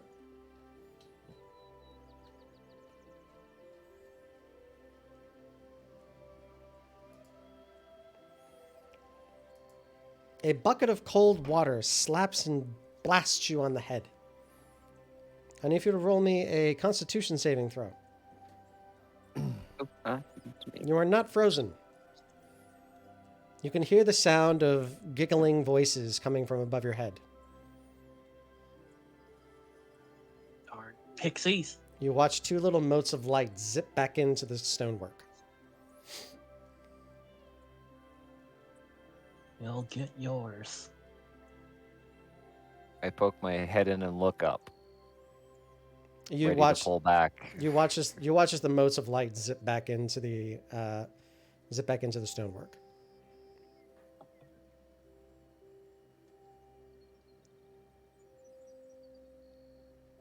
Quickly Well- run through. Check out these crates up here. Okay. You look through them. They are chocked full of different, what appear to be wand and wand-like implements. All of them. All of the crates are. did we check all the chests or no? You only stabbed one. Feel free I to check take the others. my Sunder Small and I smash another one. Do you activate the Sunder Small, or do you just, like... I whack- just smash it with it. I just whack it. Okay. As that happens, you come up and you slam your Sunder Small onto the top of one. It bounces back and shatters a barrel. Huh. The room now gets very, very musty very quickly. Oh, no.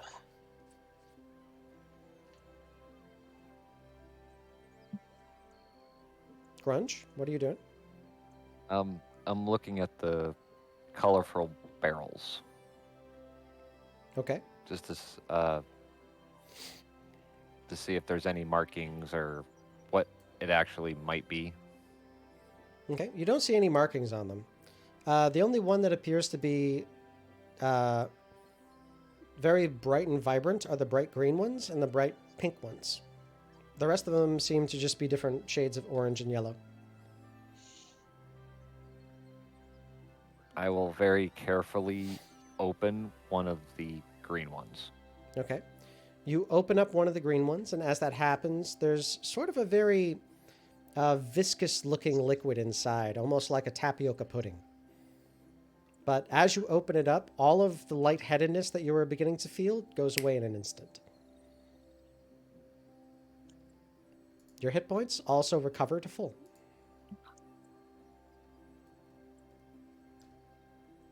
Can I do a medicine check to see if I know what this is? Sure.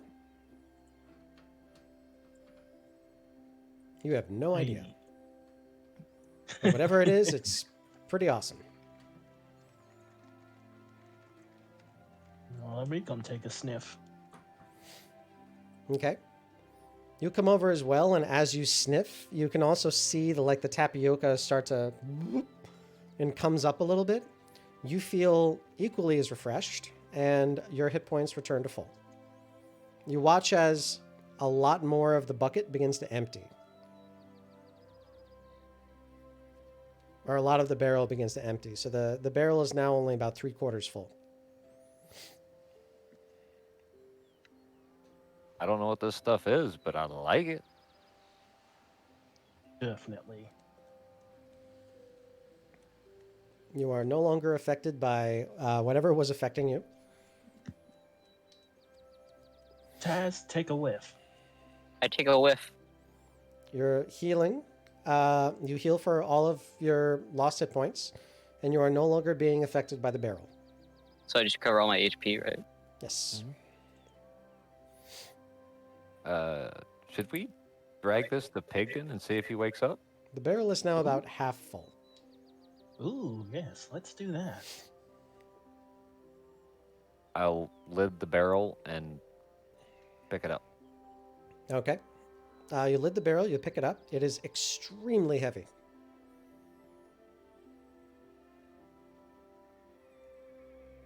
You could, you're dragging and you're rolling, but this is a struggle for you.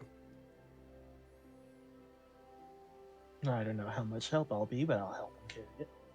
Okay, you try. But even both of you trying to push on this barrel, there's something about moving this that just makes it so impossibly hard. You're making progress, but it's slow going. Okay.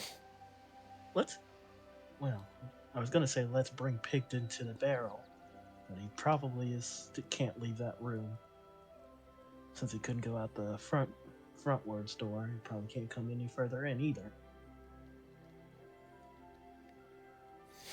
So instead, I would take one of the potion vials from one of the healing potions I used earlier and try and scoop out some of the weird liquid.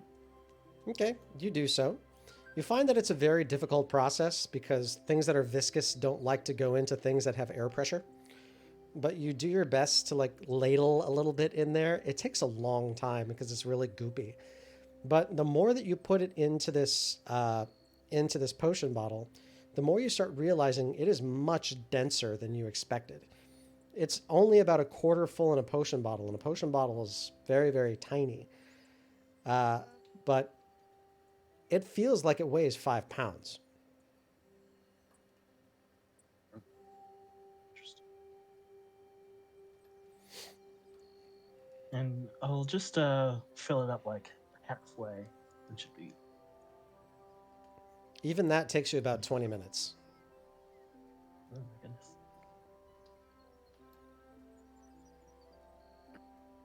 Do you guys want to do anything while I'm trying to do this? Well, my curiosity is now piqued. I will open up the top of the pink barrel. Okay. Inside of this one, you see what appears to be a large black, almost like a tar substance. But this shimmers and has an iridescent sheen to it. It smells really, really strong. Can I make a check to see if I know what it is? You can roll me a nature check or an intelligence check, whichever is best for you.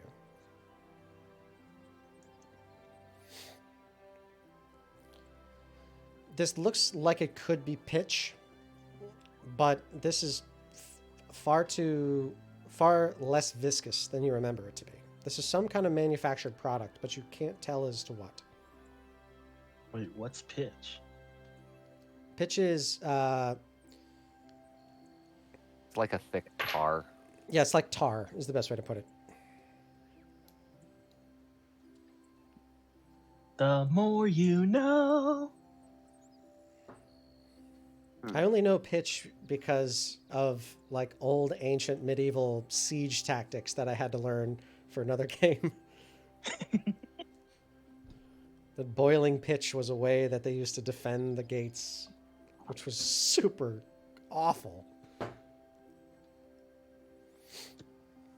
Could I scoop some up? Big in my hands? Do you want to do that to the white goo or the black goo? Black goo. Yeah, you scoop it up into your hand, and it rolls off of your hand entirely, and your hand comes out totally clean, although a little slick.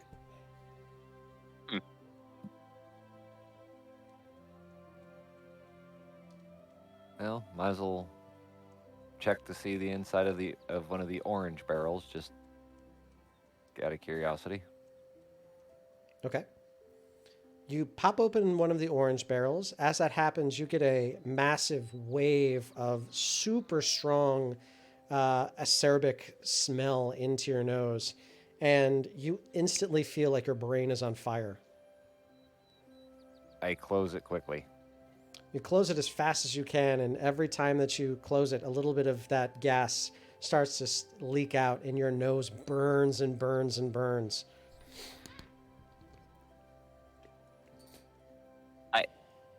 I open one of the yellow barrels. Okay, you try to, but as you grabbing whatever you can with the hand that had the black goo on it, it just slips entirely. You get no friction whatsoever. Oh no. That's cool. I'm a slimy boy.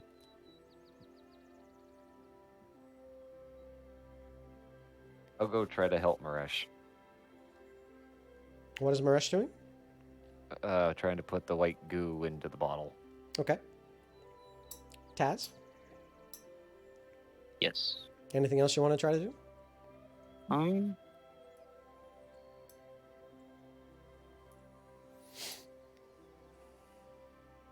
Or are you just gonna wait till we're finished? I can't. No. I'm guessing I can't hold anything, so that won't work. I heard you say scoop it up. I only heard you say that with one hand. I didn't hear you say it with both. So if you could do something one-handed, go for it. But the other hand, you can't find purchase on anything. Could I grip my maul if I was only using one hand and I grabbed it with the other one? You can't. Okay. I punched the barrel. Okay, with the slippery hand or unslippery hand? On slippery hand. Okay, you punch the barrel with the unslippery hand. Go ahead and roll me an unarmed strike. Because barrels actually have armor classes.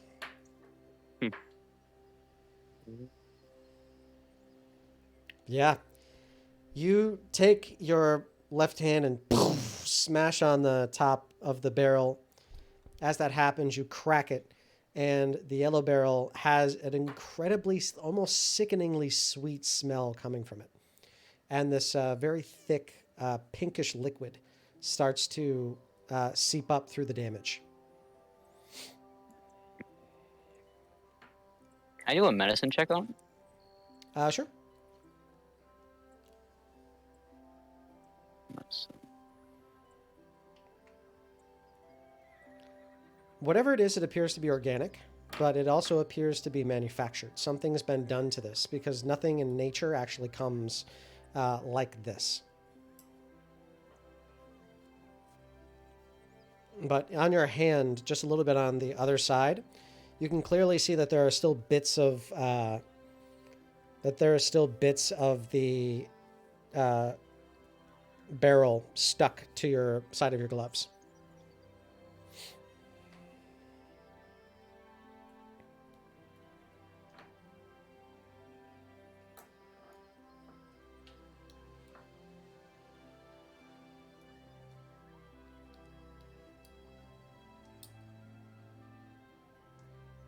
Is there anything else that you all wish to do? No. Okay. After some time, Maresh fills up about halfway his potion bottle with this white tapioca-like liquid. What are you all planning on doing now? Let's head back to the dining room where Pigdin is. Okay. Watch for pixies above the door.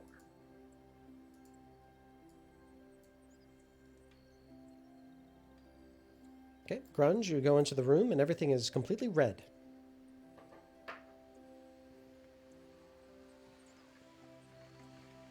Guess we gotta go back into the blue room. Oh, nope, sorry. I crossed that out. Sorry, I forgot that you all dispelled that. He's there. Yep. I will try to administer the liquid to Pigdin. Okay. You administer the liquid, you dribble it around his face. After a little bit of time, you realize that he's not, it's not going into his mouth. So you pour it down his thumb to try to have it just slide in that way. And although this is a little gross to watch, it does slide in. And after a little bit, he is starting to open up his eyes. And he's,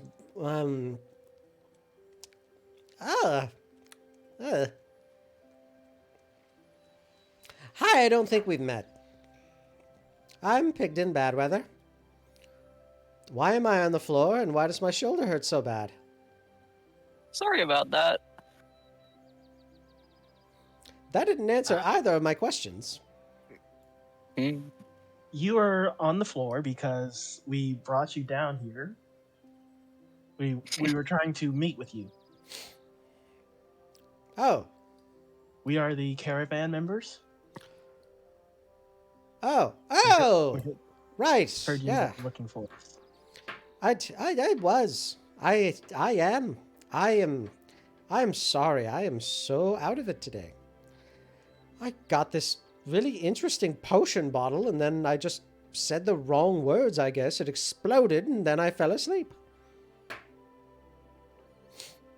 Also, at this time, you can clearly see all of the words that he's saying are forming like this little stream that come out of his mouth. And you're actually seeing all of the words appear as they fly across the sky, going towards the north. Almost like balloons being released. He doesn't seem to be aware of it, though. Can I like lay hands on his shoulders to try to fix it a bit? Oh, sure. But lay on hands on his shoulder. It's like, oh, no, no, no, no. Oh, that's nice, actually. Thank you. Yes. We followed the sound of those explosions here to your humble abode. Ah! Oh, if I had a silver for every time someone said that to me.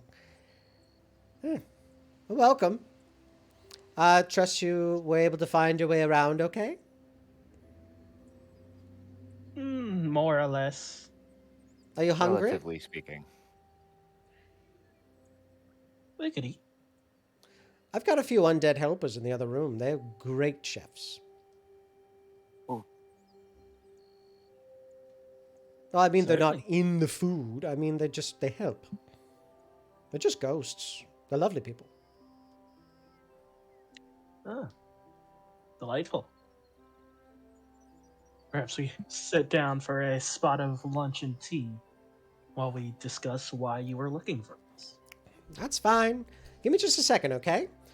As that happens, he reaches into his jacket and he starts pulling out what appear to be little, like, voodoo puppets or voodoo dolls, and he puts a stick on each one of them and drips a string down from each, and then he starts chanting and he says, "Give me a moment. I'm gonna go summon my chef."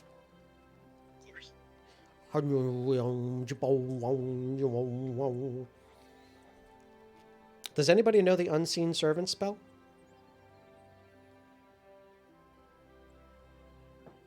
Okay. Nope. Sounds familiar. So after some time, the little mammoth dolls begin to move, but they begin to move slightly. And then after a second, you see those plates that were in the other room start coming out. Then you also see that there's like a bunch of paper napkins that are being placed down in front of Grunge.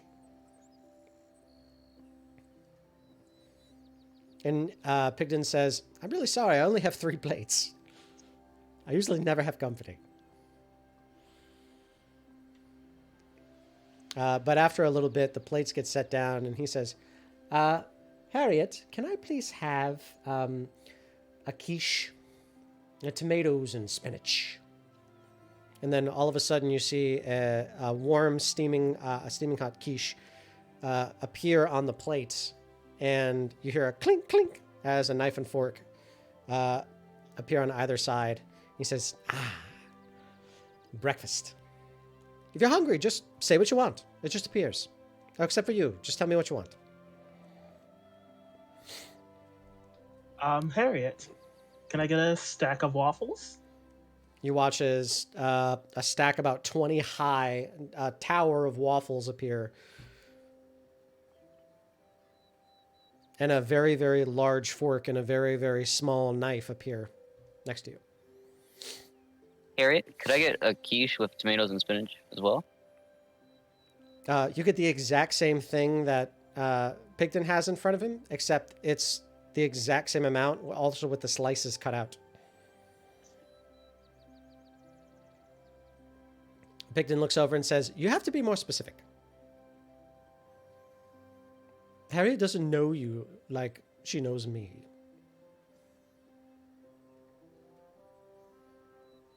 What would you like, sir? And he points over towards Grunge. I'd like just a nice fresh pear. Ah, I see that you've met my friend Aoife. Here you go. And he puts the plate over on your side. As that happens, you watch as a pear appears on your plate, except this pear appears to have teeth. I pick it up and I look at it. It looks like it's smiling a snaky smile.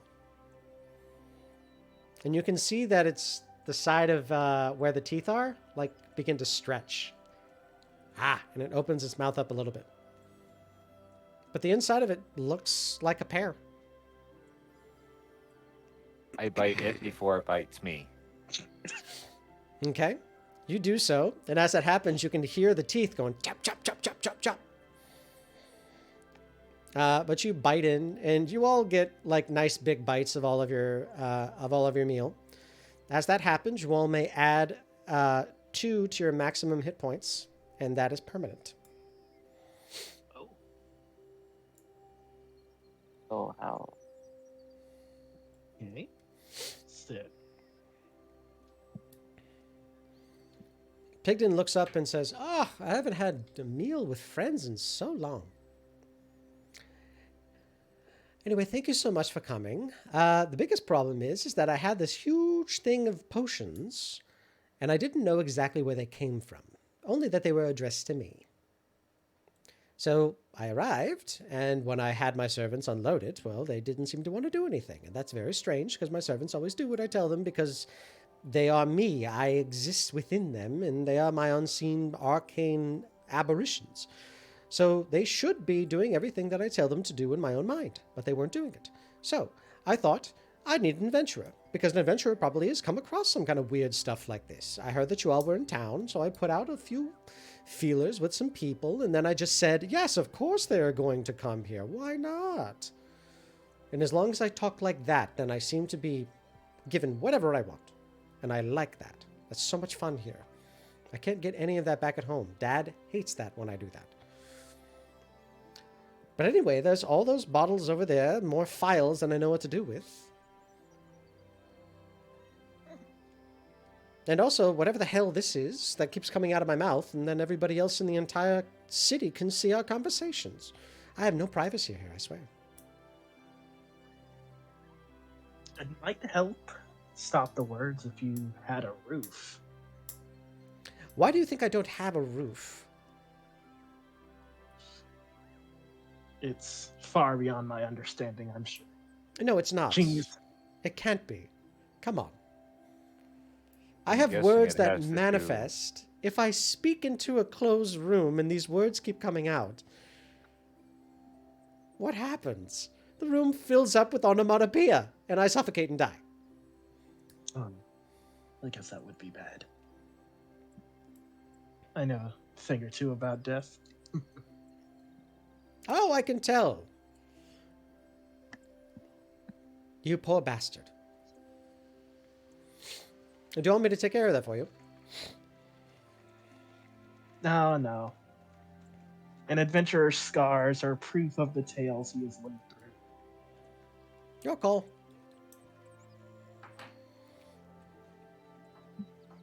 So, Anyhow, I also wanted to say a few things regarding the war, because, you know, I'm involved in that now, and I hate being here because I'd never wanted to be involved in any war, but now I have to be.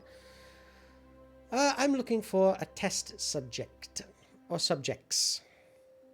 And I wanted to pitch to the caravan. Are you interested? I'm in. That was fast. No, Taz. Test subjects for what exactly? Well, I have some new defense items, some new wondrous items, but I refuse to make weapons.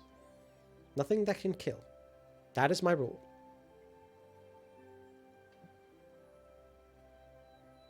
Cool. A noble creed. you've actually come across a few of your inventions in our past.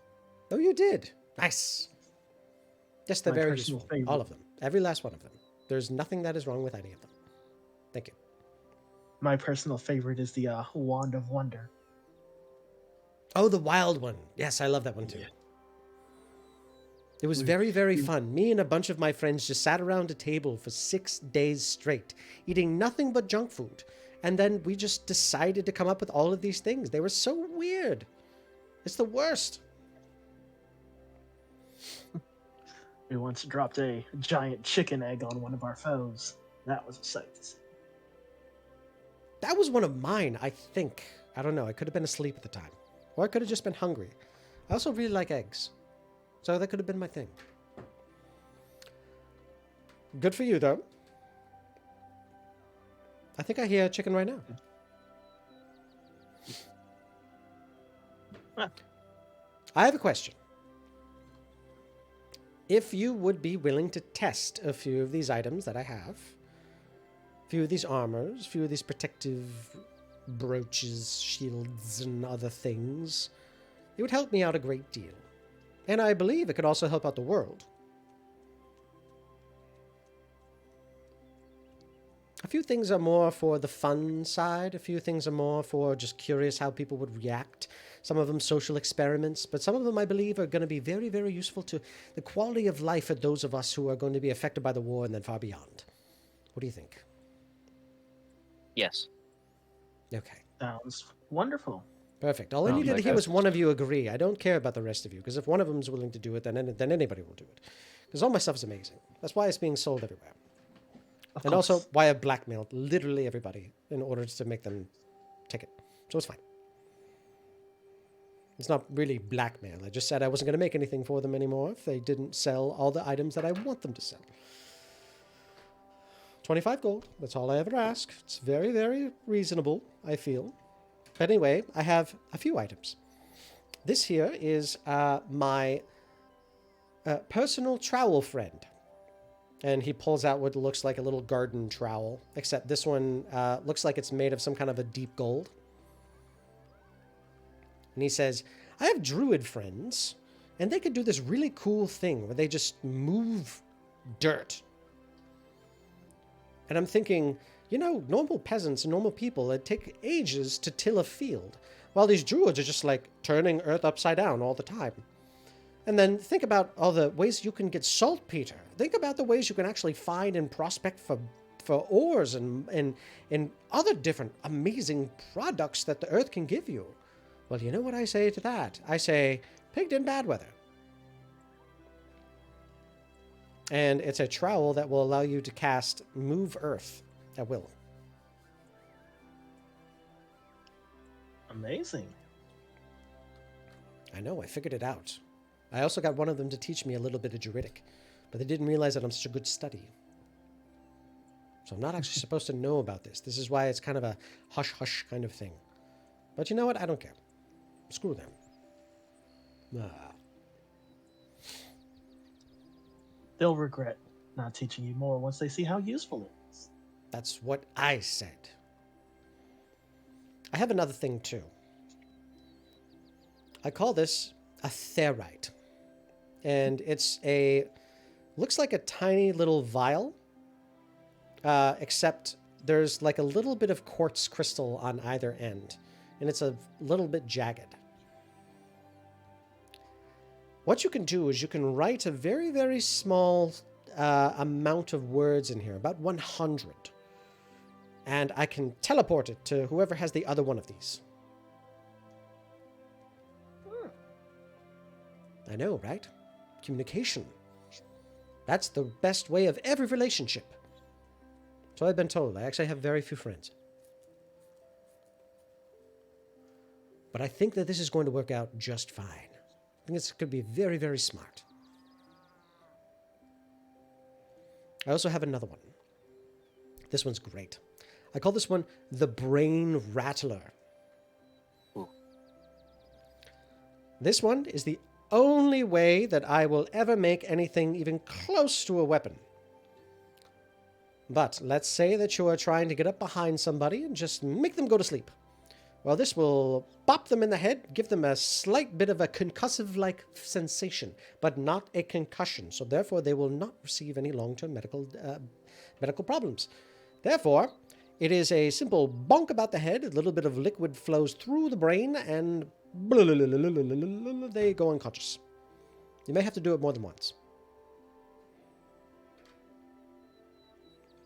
He puts another one of those things on the table. Then he says, this one is close to my favorite. This is the Ring of the Grammarian. I like this one a lot. And I got this from my friend who can't speak the common tongue. This ring allows you to, at will, to add, subtract, or change a single letter in a spell to completely change its meaning. Oh my goodness. I give him 100 gold. No, thank you. Ah, Keep in mind, I think that this one could be great fun. Tell me exactly how you like this, because I think this one could be a really good thing, and he gives you 2 of them. Wonderful. We've got some very creative people in our caravan. I'm sure this will go over nicely. He also said, I'm not too sure about this, though. This is the potion that they gave me. My friend Stan is the one who actually made this, and that's why the letters keep falling out of my mouth. I don't know when it ends. Oh. We actually, while we were trying to find a way to wake you, we found a formula for an elixir by Stan. Oh. He had a formula? Yes. Oh. Can I see it, Grunge? please? I'll pull it out of my pocket and hand it to him. Okay. He looks at it, and then he realizes, oh, there's like a whole nother section.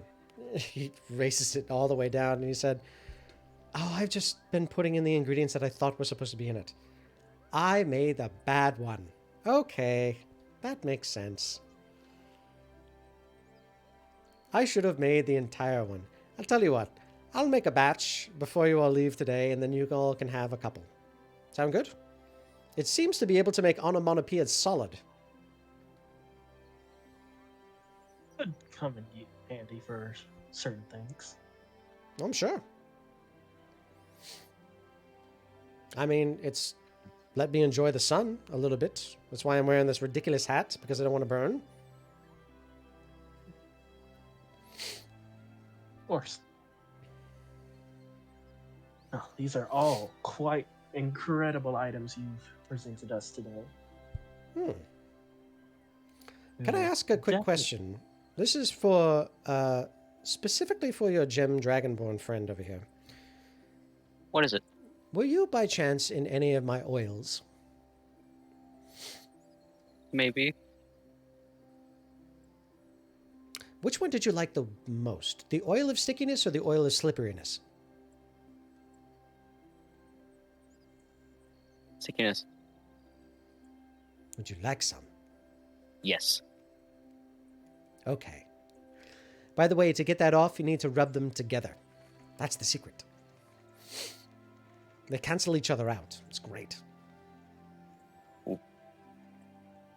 Ingenious. I know, right? Thank you. That's me. I'm Pigdin. Amazing. I'll give you 2 of each. They're great fun. I bet.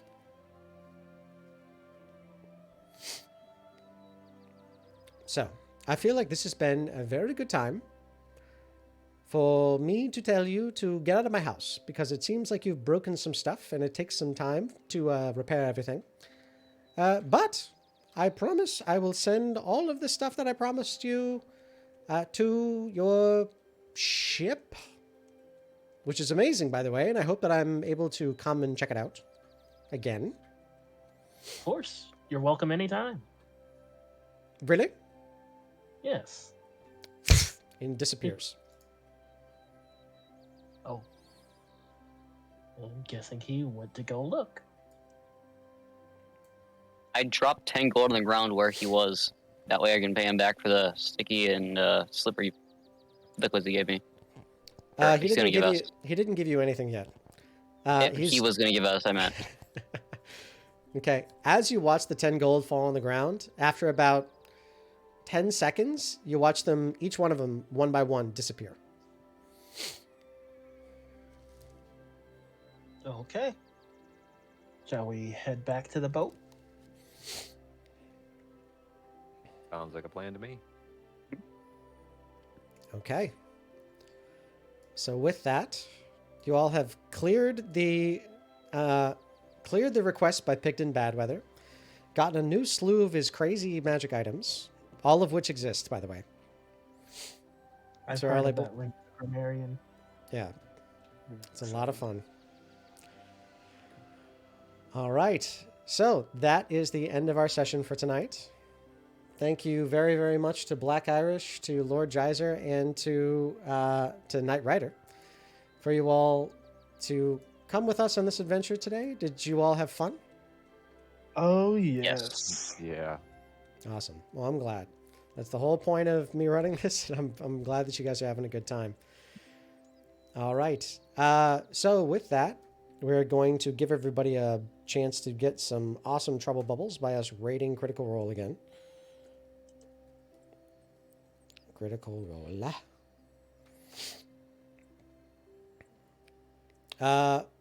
By the way, this is Knight Rider's first ever D&D session. So what did you think about it?